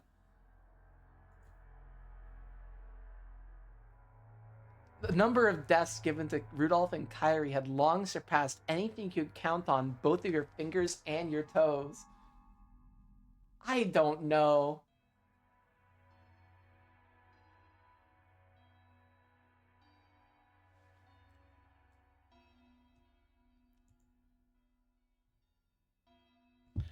The witch was breathing so hard her shoulders shook, but it wasn't because she was tired. She couldn't hide her ragged breaths caused by her still uncontainable excitement. How fun is it to do as I will with people's lives and deaths? With the power of the endless witch, the endless everything I paint with my mind becomes reality. No matter how sloppily I mash them, I can revive them, returning them to normal with just a snap of my fingers. Because in the end, I just have to restore the corpses and follow the epitaphs and afterthought. Hey you guys! Have you ever sliced a stuffed animal's stomach open? Never, eh? What about you, 45? Nope. I have never done it. My apologies. That's understandable. Normally, you wouldn't. Especially not if it was a stuffed animal you liked. But I've always thought about it. Always thought about peeking in and seeing what was packed inside this fluffy stuffed animal I love. If you cut it and looked inside, your curiosity might be quelled, but the stuffed animal would be broken. So even though you want to see, you can't. You understand that feeling, right? The power of the Endless Witch can truly grant that wish. As I am now, I can slice the stuffed animal all I want. And yet, with a bit of magic, I can return it to normal and revive it.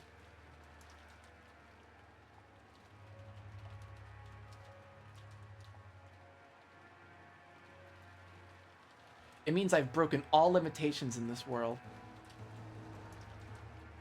Which means as I am now, I don't have to hesitate or give up an idea or anything.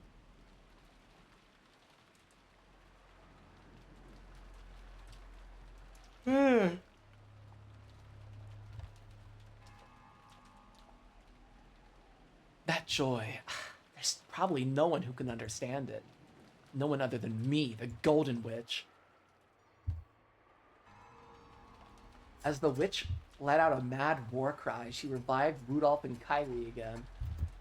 And faster than they could realize it, she killed them right away. This is fucked up. And she made it known that something other than cotton was stuffed inside those two. Yeah. Quit it, Ava. Huh? It's you. How long have you been there? In that gruesome hall, Hideyoshi appeared with his gun readied. Yeah, see, Hideyoshi has a gun.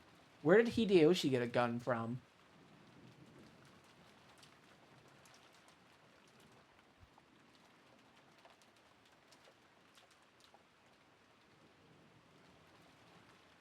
Because he gave his to Kyrie.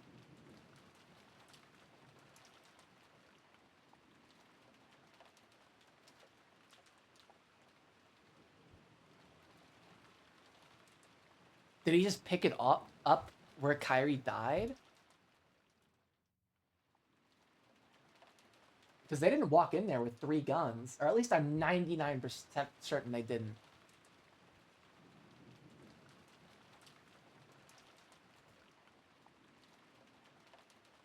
The witch had sealed that mansion with a barrier, so Hideyoshi had nowhere to run.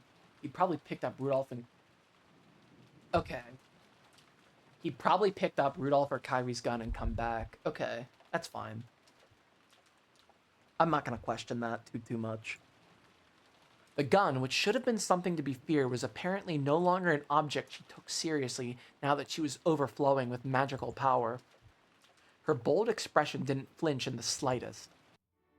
Why did you have to kill Rosa-san and Maria-chan and Rudolph-kun and Kyrie-san? Huh? I am the head of the Ushirimiya family, the Witch of Rokenjima. Everything that occurs on this island is all up to me. Whether they happen to be alive or dead at any particular moment in time is meaningless to me. You went mad after finding Father's gold. Just how high must that gold have been piled? I can't even imagine it. Must have been enough to steal away your sanity. But if there was that much gold, why didn't you think of just graciously splitting it up?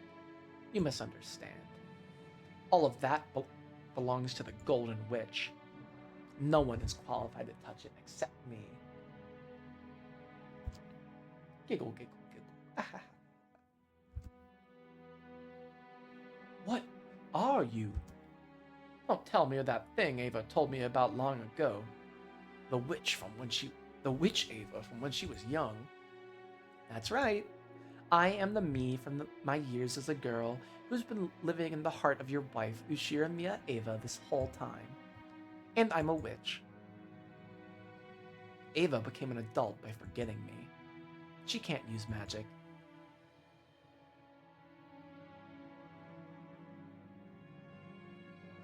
All kids get their heads filled with innocent, cruel ideas sometimes. When I was young, I'd sometimes go around stepping on ants and pulling off the wings off dragonflies. That's a weird thing to admit to.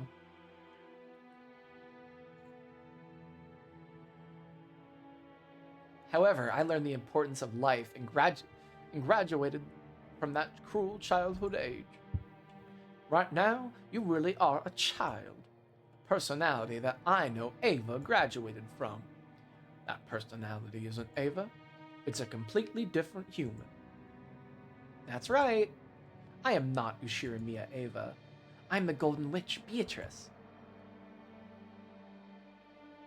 It's so fun, not being bounded by any limitations, and the pleasure of being able to do as I will with life and death is truly wonderful. I don't have to apologize for breaking a goldfish bowl, and I can tear stuffed animals up as much as I want. There was a crisp sound. It was the sound of Hideyoshi slapping the witch's face.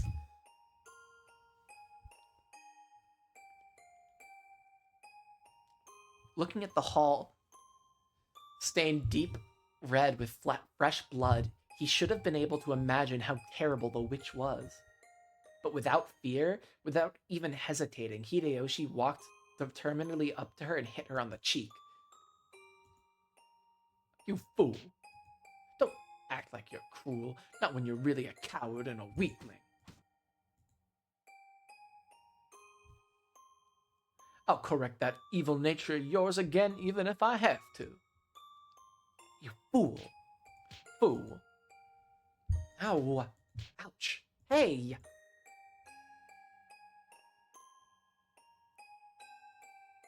You're a woman who understands how important, how fragile a life is, aren't you? I'll make you remember. What are you calling a witch, you stupid fool? You're my wife, Ushira Mia Ava. If anything, you're the witch of the kitchen, who always can make the perfect snacks out of a refrigerator leftovers in a flash. I can't believe he just fucking said that. I love Hideyoshi. Won't you open your eyes, you fool? Didn't I just tell you? I'm not Ushira Mia Ava. You stupid fool. You.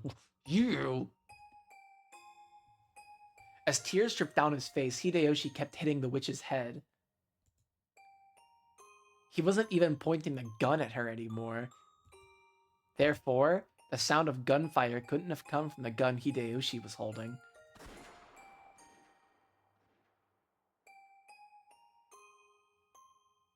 The gun, which had fallen into the corner near Rudolph's corpse, was floating in the air, and smoke lingered near the barrel. And the bullet, a red stain was... Oh, shit. Hideyoshi's gonna die.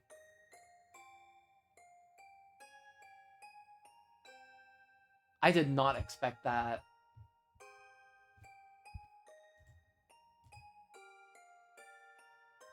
A red stain was slowly spreading across the chest of section of Hideyoshi's vest.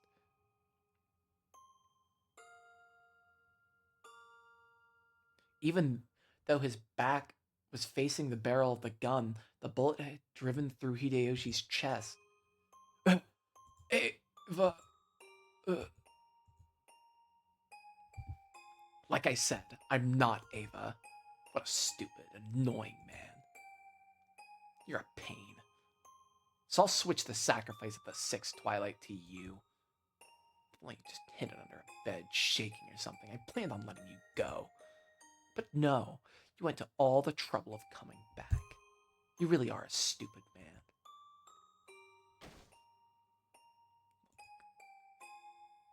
There was a dull sound as Hideyoshi fell to the floor. Even though death would have allowed him to escape from that pain, he resisted until the last second, and staring straight into the witch's eyes, he passed away.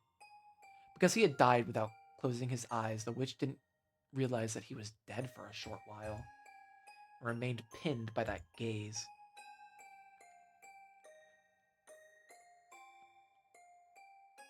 Should we make this one a new toy and play? At those words, the witch finally realized that Hideyoshi was dead. Yeah. Right, what will we do? The Chester sisters were waited for instructions. On the outside, they imagined the sorts of even more brutal orders their master might give. But the expression that rose on the witch's face looked as though she'd gotten over her excitement.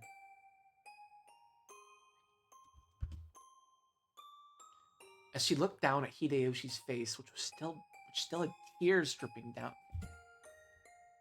It's such a killjoy, and it's all this guy's fault. I'm done. Ronave, are you there? Yes, right here. Take care of the cleanup. I'll be the predecessor. I'll bet the predecessor Sama makes a fuss over this one. Please make it clean enough for that old hag to accept. I guess I'll follow the rules of the ceremony and have a sense of obligation to my predecessor Sama. Treat these 3 corpses as the 4th through 6th twilights. Lucifer, it's your turn. Lucifer of Pride, right here. Dig into these corpses and gouge them. These 3 corpses. Dig into these 3 corpses and gouge them. Into corpses? That's right. Got a problem with that? No, you did it you did it last episode. When, Spooky Cannon, like, slit both their throats at the same time. Kumasawa and Goda. Or not Goda, Nanjo.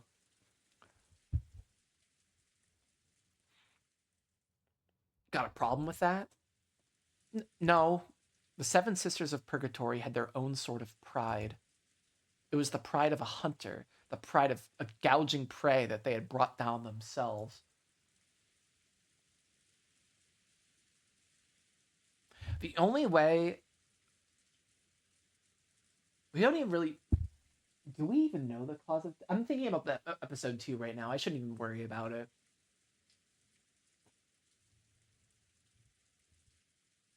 However, being told to gouge a corpse that someone else had brought down ran contrary to that sentiment.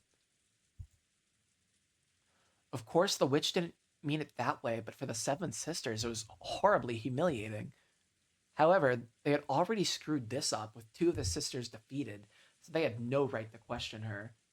Only Ronave appreciated this, and he rested his hand on her shoulder in understanding. This is an order from Beatrice-sama.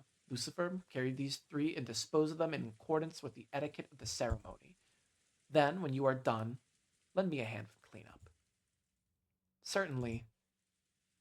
The witch looked down upon Hideyoshi's corpse, as though implying that the now delicate atmosphere was all Hideyoshi's fault. Stupid man. You didn't even have to die. Dear! I'll be right back. I need a couple minutes. This is a good place to take a small break. Be back soon.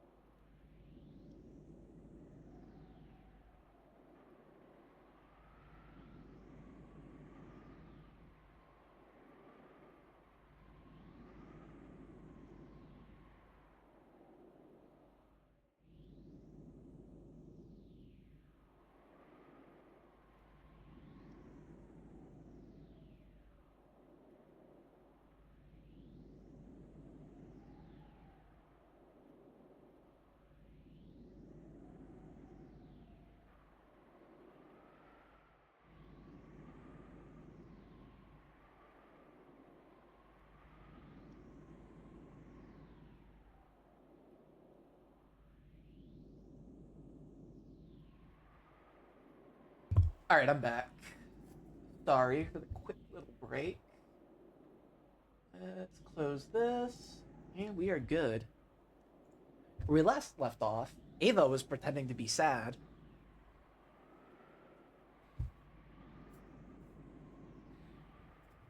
Dear. Ah! Dear, where are you? You're right there, right? Answer me. The crash of a thunderbolt woke Ava from her nightmare. If Hideyoshi had been gripping her hand at that time, her fearful heart probably would have instantly been healed. However, Hideyoshi, who had supposedly sworn that he wouldn't leave even for a moment, was nowhere to be seen in the room.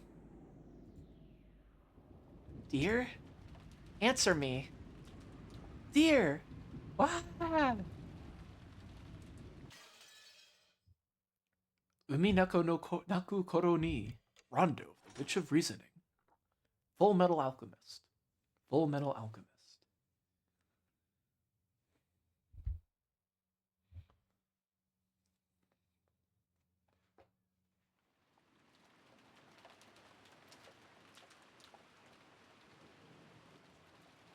30 minutes had already passed since Rudolph's group had left the guest house.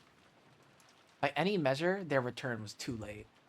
And Kraus and Natsui, who waited by the entrance, were reaching the limits of their patience.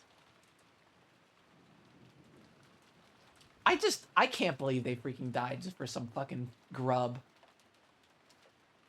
I'm so freaking mad. This is how they freaking die, is trying to get some fucking food. Kyrie? That's how Kyrie dies?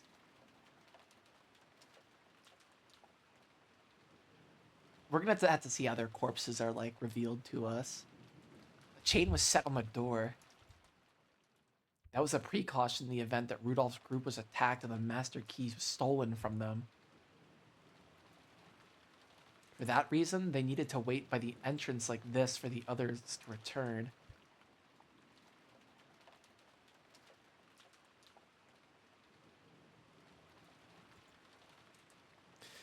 They really are too late. Don't you think something might have happened to them? Indeed. Kraus glanced between his watch and the door, struggling to keep his composure.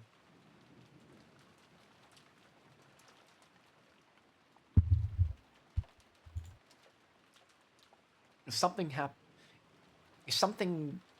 happened to prevent them from returning. Terrible thought, but it seems we really should ready ourselves for that possibility. So it really was too reckless after all.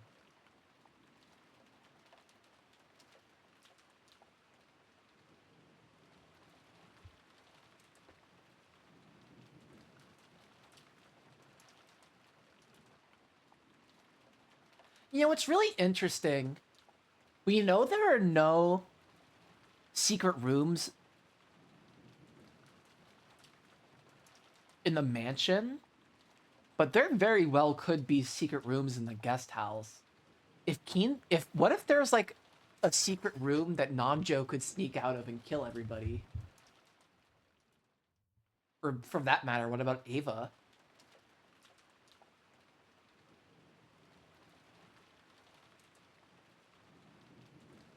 I mean, we've been shown underground passages already. Would it be that crazy? That somebody could get from the guest house to the mansion by going underground? I don't know. That's possible.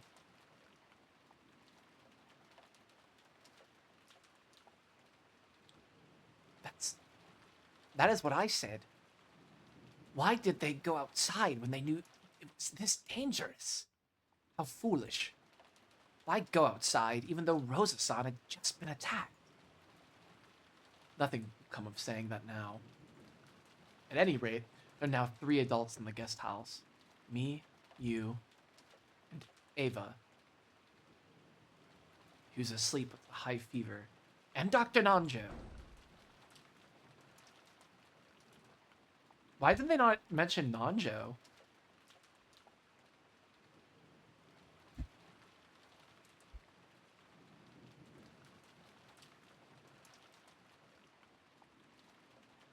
That's weird. I guess he's an elder, so he's different. That time, the forceful sound of a door being opened came from the hallway, and they heard Ava's panicked voice. That voice kept calling out Hideyoshi's name. It seemed as though she'd had a bad dream or something due to her fever and was calling for her husband. Ava-san, what is it? Are you okay? Where's my husband? My husband isn't here. Even though he promised that he'd stay with me the whole time. Even though he promised he'd grasp my hand the whole time. Kraus was struck dumb by this attitude of hers, which she had never shown in front of him before, but Natsui understood her feelings. Calm down. Hideyoshi-san is with Rudolph-san and Kyrie-san. They're outside right now. Outside? Why? Why did he go outside after he promised that he'd stay with me the whole time?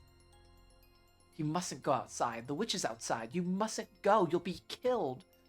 Ah! Ava, calm yourself. Hideyoshi-san has returned to the mansion with Rudolph and Kyrie-san. Why did he have to go to the mansion? Why did he go outside even though it's safe here? Why did he go back to the mansion? They went to go get enough food to last until tomorrow. Hideyoshi-san was worried about your health and said that was partly why he wanted to go.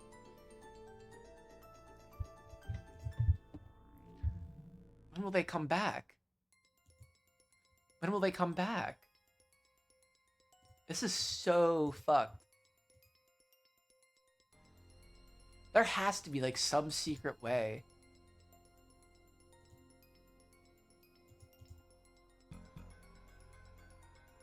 They're like getting from the guest house to the mansion.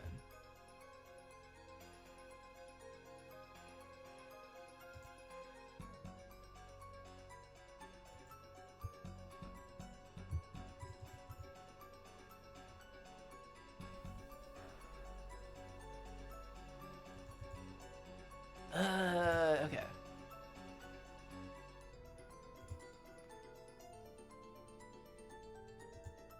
Don't go outside. Don't go to the rose garden. Don't go to the mansion.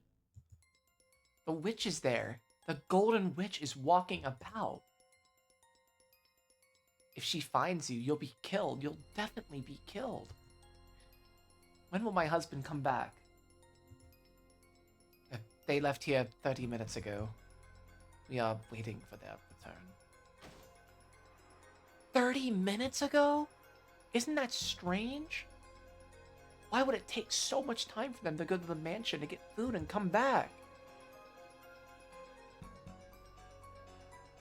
Why are you two just standing around here?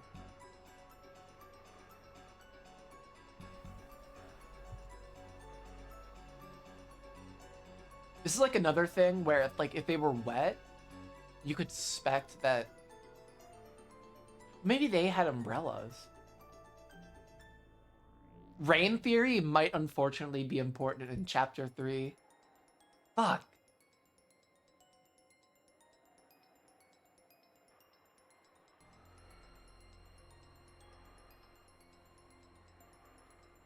They mention umbrellas way too freaking much in this story for me to think otherwise. And rain and wind.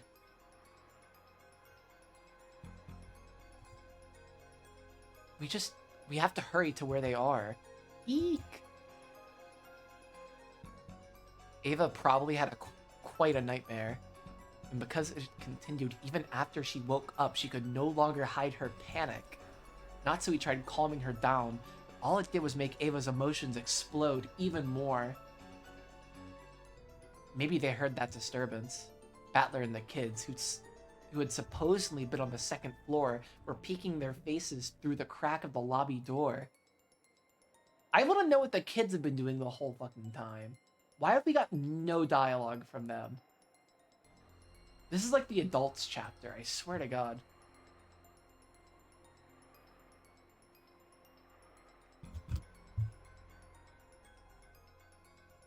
These three have done fuck all this whole chapter.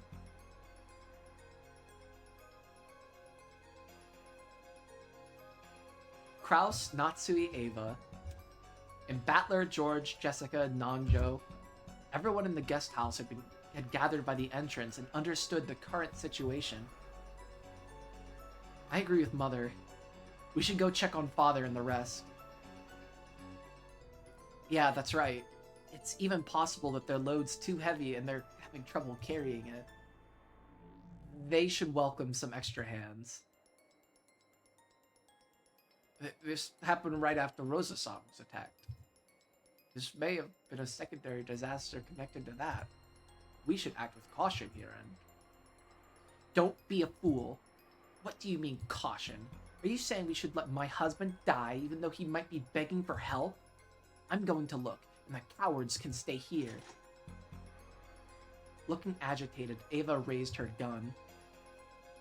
Judging by her face, it would be useless for anyone to try and stop her. George, who realized that first, raised his head. I'll go as well. You will too, right, Battler-kun? The more people, the better. Sure! Aunt Ava, we're coming even if you tell us not to. I'm coming too. I can't be the only one to hide in a safe place. Jessica, you must not go outside. Not Ava. Natsui and fucking Kraus and Nanjo are gonna be the last two killed. There's gonna be two of them. And then it's gonna be like, oh, could Nanjo have done it? Could Ava have done it? Or maybe actually Nanjo dies and we have to suspect like Natsui or Kraus.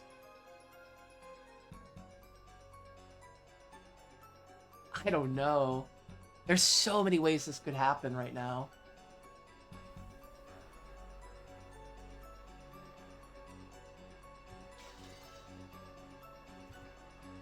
Stay here with me. Stay here with me. Got it? It was like they were implying that those three had already been killed anyway, so going outside would be pointless. Natsui realized that Ava felt like her heart had been gouged out. I really don't like that as a metaphor in this game. But she spoke out strongly as Jessica's mother. You're right. That should be fine. Let's have Nissan's family keep an eye on the guest house. Oh no, I don't want Jessica to die this chapter. This is a problem for my family and Battler-kun's. And I wonder if Dr. Nanjo would mind coming too, just in case.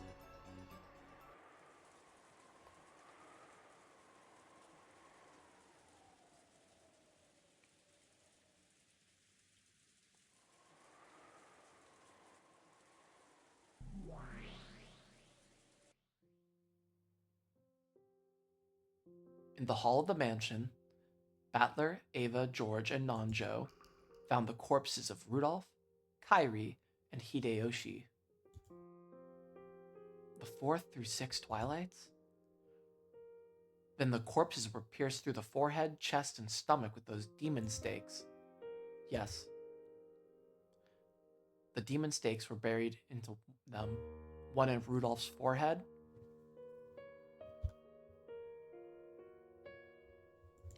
one in Hideyoshi's chest, and one in Kyrie's stomach.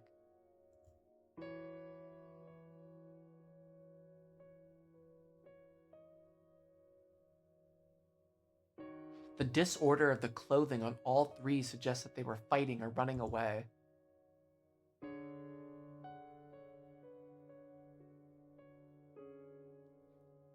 It is hypothesized that after coming into contact with the culprit, they attempted to form some resistance. And they had stakes in their forehead, chest, and stomach. Horrible, just like usual.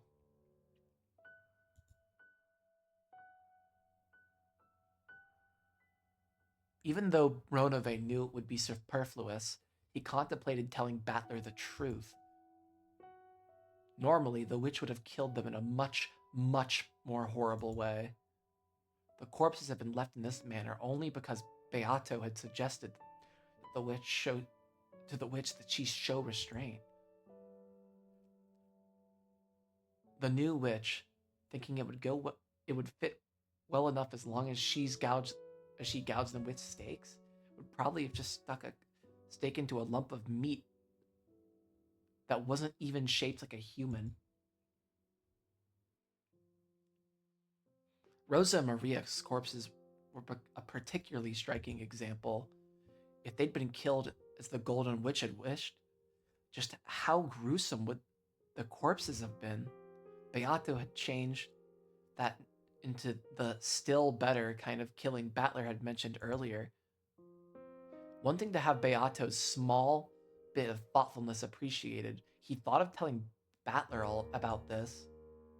But judging by Battler's eyes, that might do more harm than good. To humans, the gap between being alive and being dead is very large. Saying that she'd given them better deaths might have made it possible for a demon to understand her feelings and pardon her. But there was no way a human would be so accepting. Understanding this, Ronove remained silent despite knowing of Beato's modest efforts.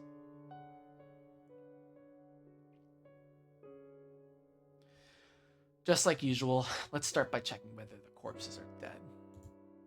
Ronove, please declare it in red. Hey, can't you hear me? Please declare it in red. Repeat it. Rudolph, Kyrie, and Hideyoshi are dead. My apologies. Allow me to decline from repeating that. Oh! They're gonna want us to think that Hideyoshi's actually alive. Or at least that's what they're gonna want us to want to think. Just because you aren't saying it, Ronove, doesn't mean it's...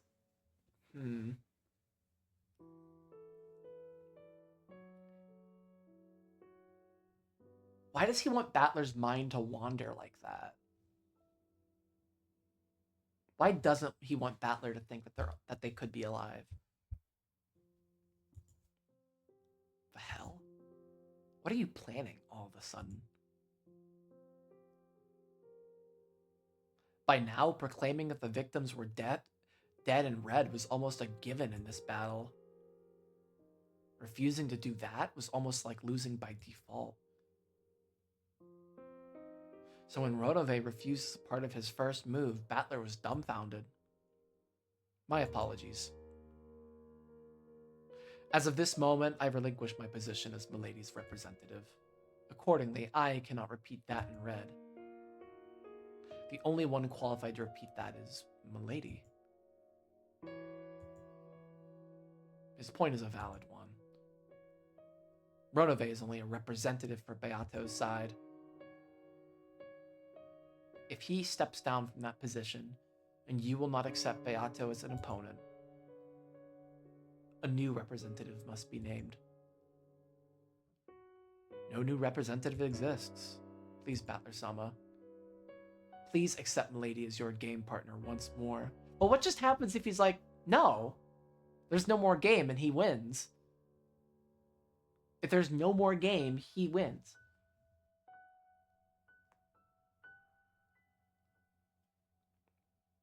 This can't end in a draw. This is like all or nothing.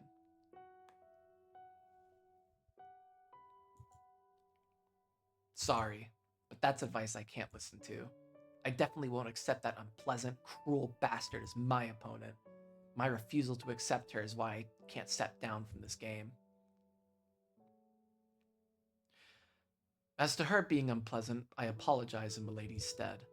Allow me to pledge that Milady will not undertake such unpleasant actions again. Ronave, just tell Battler that she's actually really sorry and being really cute and tsundere about it. Or, yeah, tsundere about it. And it's all actually totally fine and okay. I wonder about that. Battler-kun. I also want to apologize as that child's teacher. I'll give that child a good talking to, so please offer your forgiveness just this once. Hey, enough of that. You're making it sound like I'm the bad guy. And no matter how much you guys apologize, it won't reach my ears. If Beato can say that from her own lips, well, I might listen to her. Understood. Oh, this is going to be really emotional. If that is your only condition for acknowledging your opponent again, let us have that child apologize. Ronove, call for that child. Will all be right again? Will that be all right, Battler-kun? Sheesh. Do whatever you want. Still, don't expect me to forgive her. Go get that irritating witch. Alright, this is where Beatrice shows him the sun. We are about to watch Beatrice show him the fucking sun. What's gonna happen? You have my thanks, Battler-sama. I shall summon her here.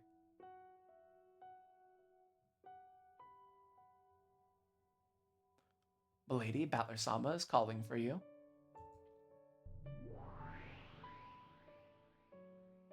Oh, she's... After a few heartbeats, gold butterflies gathered together in midair and created Beato's form.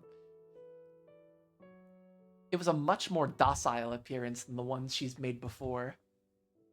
Did you call, Ronove? I believe you heard. Is there something you have to say from your own lips?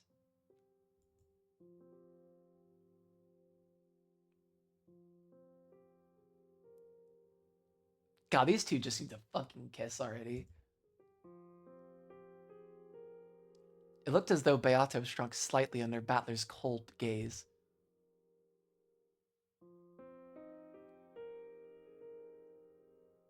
Several times, Beato made an effort to get the words out of her mouth, but that didn't work so well. I can't wait till it's dropped that they're like cousins, or like she's an aunt, or a grandma, or fuck it.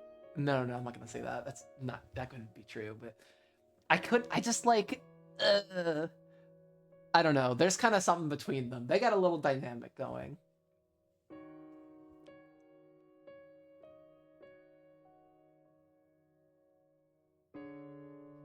Like maybe, hear me out. Like maybe she's like, no, I don't want Kinzo. She's the cougar. She's going for Battler. Beatrice is a cougar. Ugh, I can't believe I just said that. That's so awful.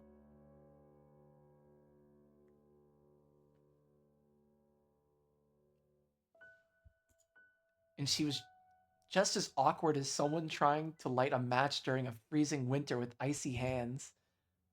Well, that's really cool.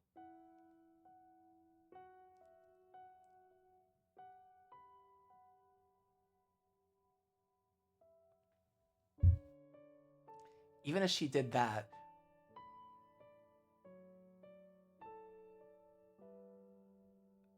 the game board was advancing. In the hall, they had just found the corpses of the new victims and had broken down crying. No! No! I want more Beatrice Battler. That's my favorite part of the game. Dad. Kyrie-san. Oh. Yeah.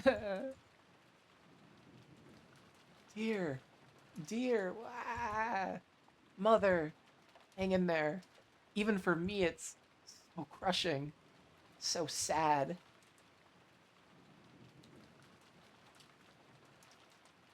They probably died instantly. I'm sure that even if we had arrived immediately after they fell, it would have been too late. No, that's wrong. They were definitely alive. His chest was stabbed with something like this?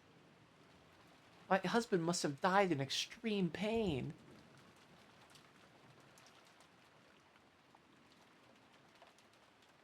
If we had come faster, surely they would have been saved. They would have definitely been saved. Wow! It must be tough for you, Battler-kun. Stay strong. I'm okay. I'm okay. It's okay, Aniki. Let me cry just a little bit longer. I've got it the best. I should be the least sad. So if you let me cry just a little longer, I'll be fine. That isn't true. I can understand how much it hurt your heart to have lost both parents. I still have mother. That's much better than what you're going through, Battler-kun. No, that's wrong. It's gotta be the toughest for you, George Aniki. I understand, Aniki. Well, also, it's like he kind of grew up resenting his father.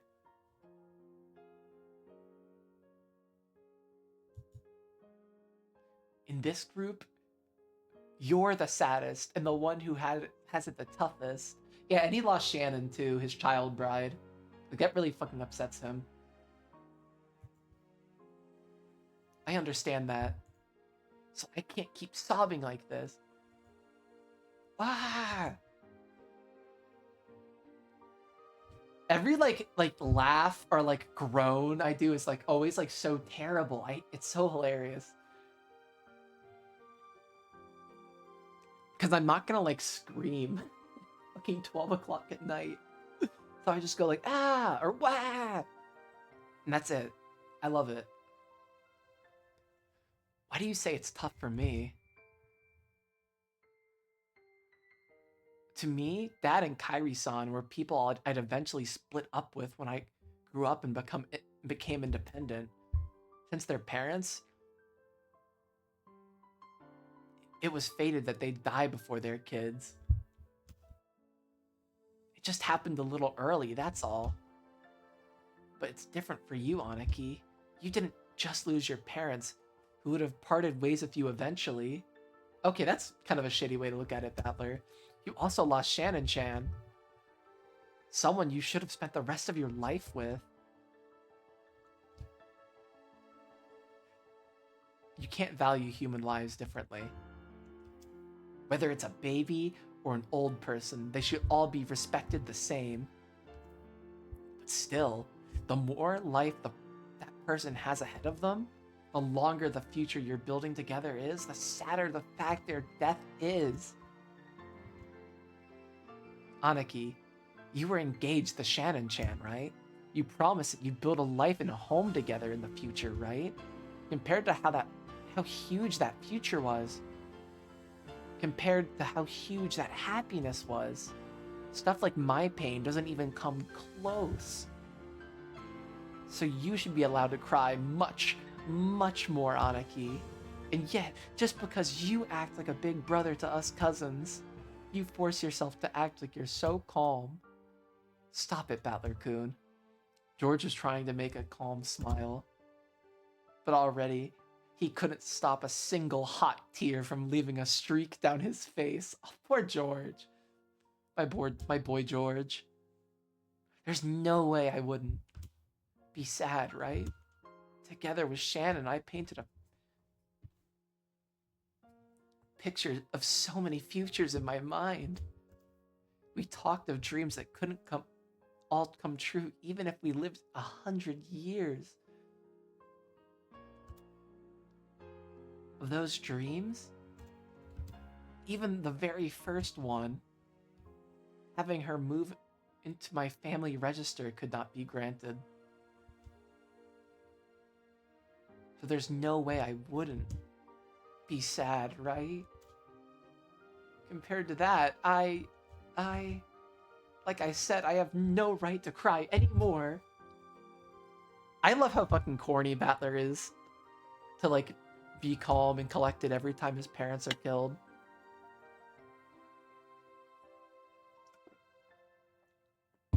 Cry as long as you want, King. Just have it.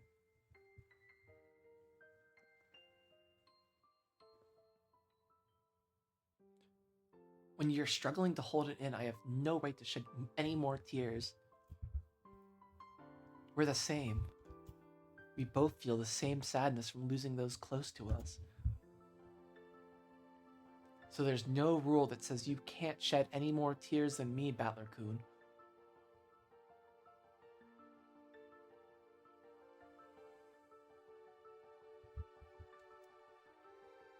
And for me too, there's no rule that says I have to hold back my tears any longer, is there? Aniki! Aniki! Ah! Shannon, the one who shared my dreams for the future, is dead. Father's dead too. It's so sad. So sad. Ah! As Battler and George hugged each other tightly, they cried a waterfall of tears over each other's shoulders for the people who had been so precious to them. Two bros crying it out right now. Fuck yeah.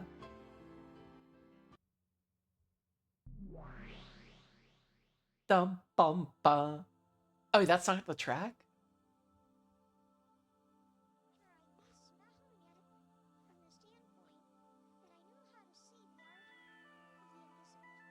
Wait, what are they saying? Oh, I missed it. Shit. What the fuck is this track? Do you understand why I said that George Aniki has it the toughest? I was listening, so I understand. Your sadness is proportional to the length of time you have been able to spend with that person afterwards. Of course you can't calculate it just like that, though. We humans aren't like you witches. From the time we receive life to the moment we die, we live within the limited period as strongly as we can manage.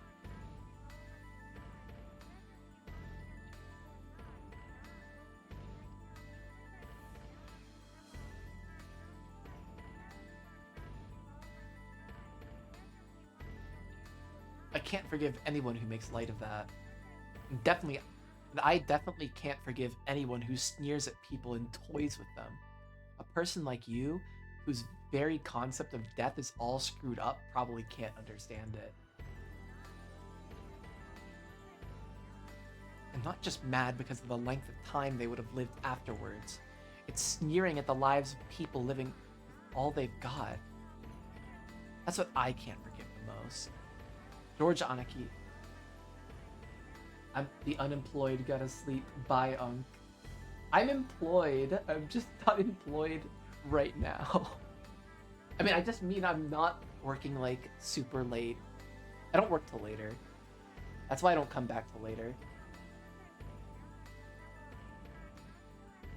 Good night.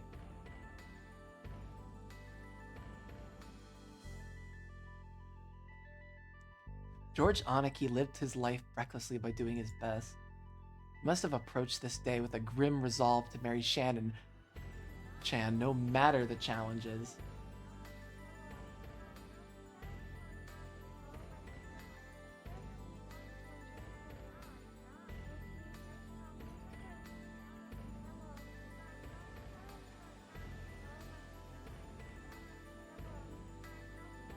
That's completely different from me, since I was happy just to be able to meet my cousins after a long while. But still. Beato. For now, stay silent and listen. Indeed. In a way, I understand your point. You say you need to continue murdering according to the epitaph for your own resurrection. So considering your circumstances, I can just barely bring myself to understand your murders. Because to you, it's a necessary course of...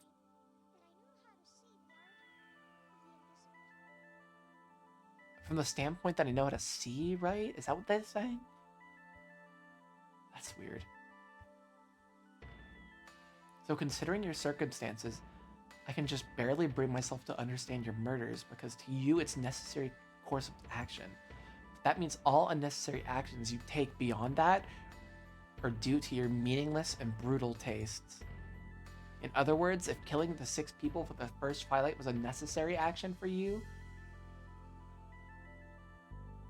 then all that show of crushing their faces and splitting their stomachs and stuffing them full of sweets was completely unnecessary and caused by nothing more than your brutal hobby.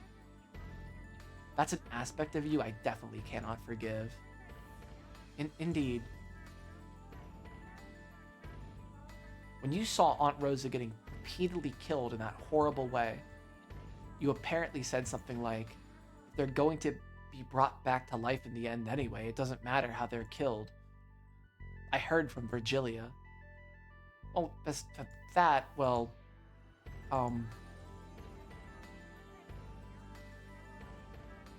the idea that you can kill them as many times as you want, as long as you bring them back in the end, isn't like that a completely unnecessary action with no purpose other than to toy around with someone's life?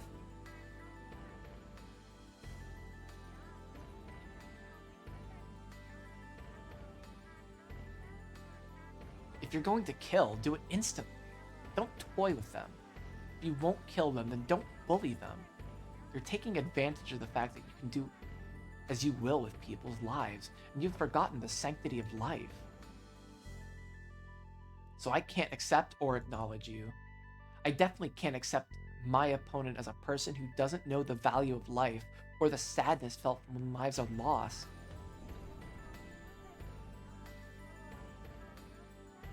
And that is why the Endless Magic is known as a black art. The Endless Witch has no concept of limitations. She has no concept of the limitations and losses caused by breaking and killing. For that reason, the Endless Witches sometimes start playing by jumping over the gap between life and death, like it's a game. That is a very, very frightening thing. So as an Endless Witch, and by my own choosing, I never reached your level. It was something Virgilia had been trying to tell Beato for a long time. I still have no fucking clue what's going on with Virgilia in Kumasawa, and like, what's their connection?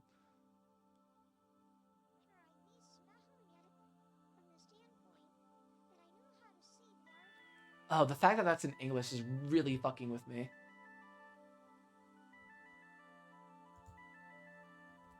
But Beato had been too young to obediently listen to those words. She had been too wild. She had been possessed by that detestable pleasure. I have been told not to break vases, but that's why I wanted to break them. When I gained the Endless Magic, when I knew that I could fix them back to normal no matter how badly I broke them, I was surprised at how fun it could be to break a vase. That is what's known as the forbidden honey.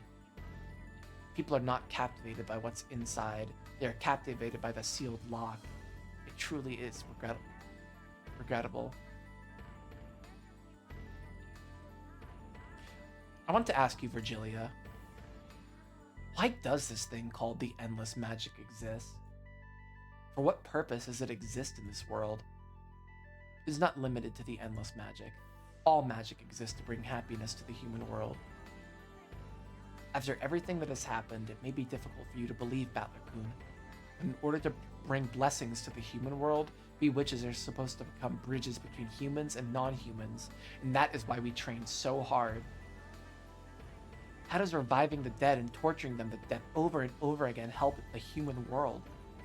When a vase that was important, an important memento is broken, by fixing it, everyone will regain their smiles. I would repair it with magic as many times as necessary. However, I would not be fixing it in order to break it again. I would be reviving it to give humans happiness. In that case, Beato, you fail as an Endless Witch. Indeed. There's this thing I've been vaguely thinking about. Why do I keep playing this strange game against you? Maybe this game isn't about making me surrender. Maybe it's a test for you to be accepted as an endless witch in the truest sense. Well, I don't know about that. The reason I proposed this game to you was simply as a way to kill time. There were no ulterior motives at work. Just now I heard the definition of a witch from Virgilia. By that definition, you, Beato, are not even a witch.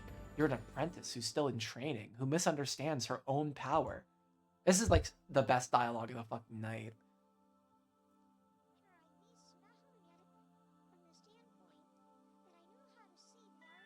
This was supposed to be a fight between a witch and a human. If you aren't a witch, then you aren't qualified to be my opponent. Understand? You say, I'm still only an apprentice? Then when will I be accepted as your opponent once again?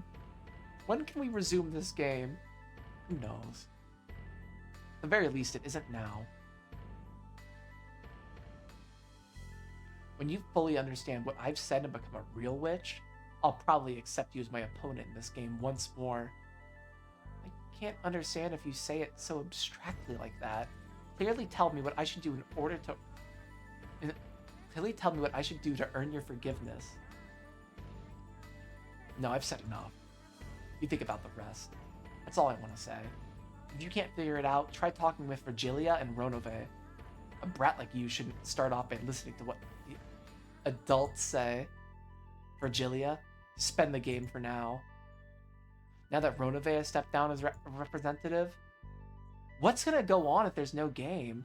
All we can do is wait for Beato to gain the qualifications of a proper opponent. Understood. Until Beato has been acknowledged as having earned those qualifications, the game will proceed without an opponent? Is that all right with you, Beato? I have no objections. I want time in a place where I can think at a leisurely pace. So one of my theories that I have, I don't think I've mentioned it yet, is that this like mansion we're in that's not like the regular like Yushirimiya mansion is Kuodorian.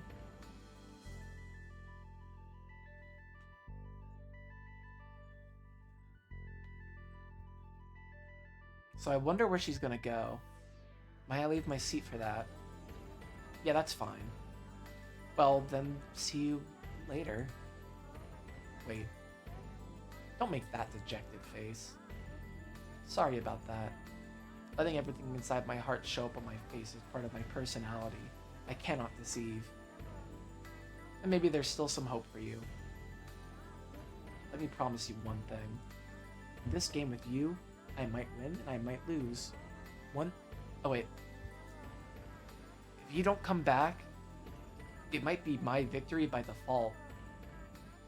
At that point, Battler stopped talking for a second, then he spoke forcefully. However, I definitely won't be the one to step down. I definitely won't give you a victory by default, which is why I was kissing your shoes 30 hours ago. I'll keep on waiting here for you to sit again as my worthy opponent. Battler-sama. Thank you, Battler. I will definitely come back and be accepted by you. Oh, she gave him a wink. After showing a hopeful smile for a very short while, Beato vanished. After seeing her expression as she left, Battler was absolutely convinced that her face could tell no lies.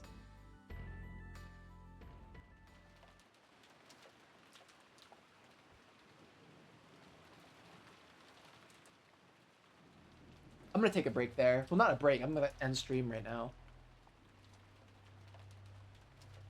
I think this is a good place to stop, and I want to go to bed early. I went pretty hard like yesterday, and I kind of just need a little more time to myself. So I'll be back tomorrow, probably around the same like 8 to 9-ish time I've been streaming every day. Oh wait, I forgot to take a look at these. Hold up. Died in the hall of the mansion, his forehead pierced by a weapon shaped like a stake. Apparently, they've gotten finished off with the stakes from here on out. Gross. Oh!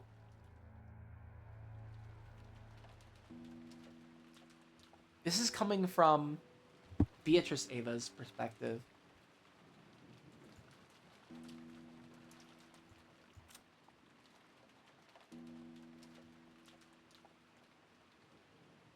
The stomach is in a particularly lethal spot.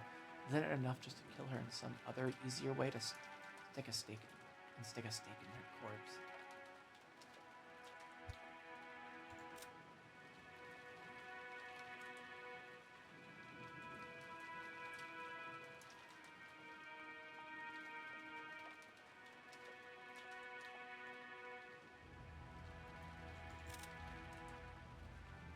That is freaky as fuck.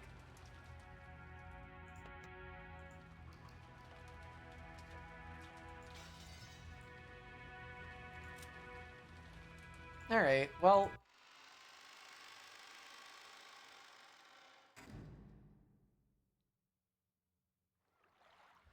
I will see you guys tomorrow. Peace.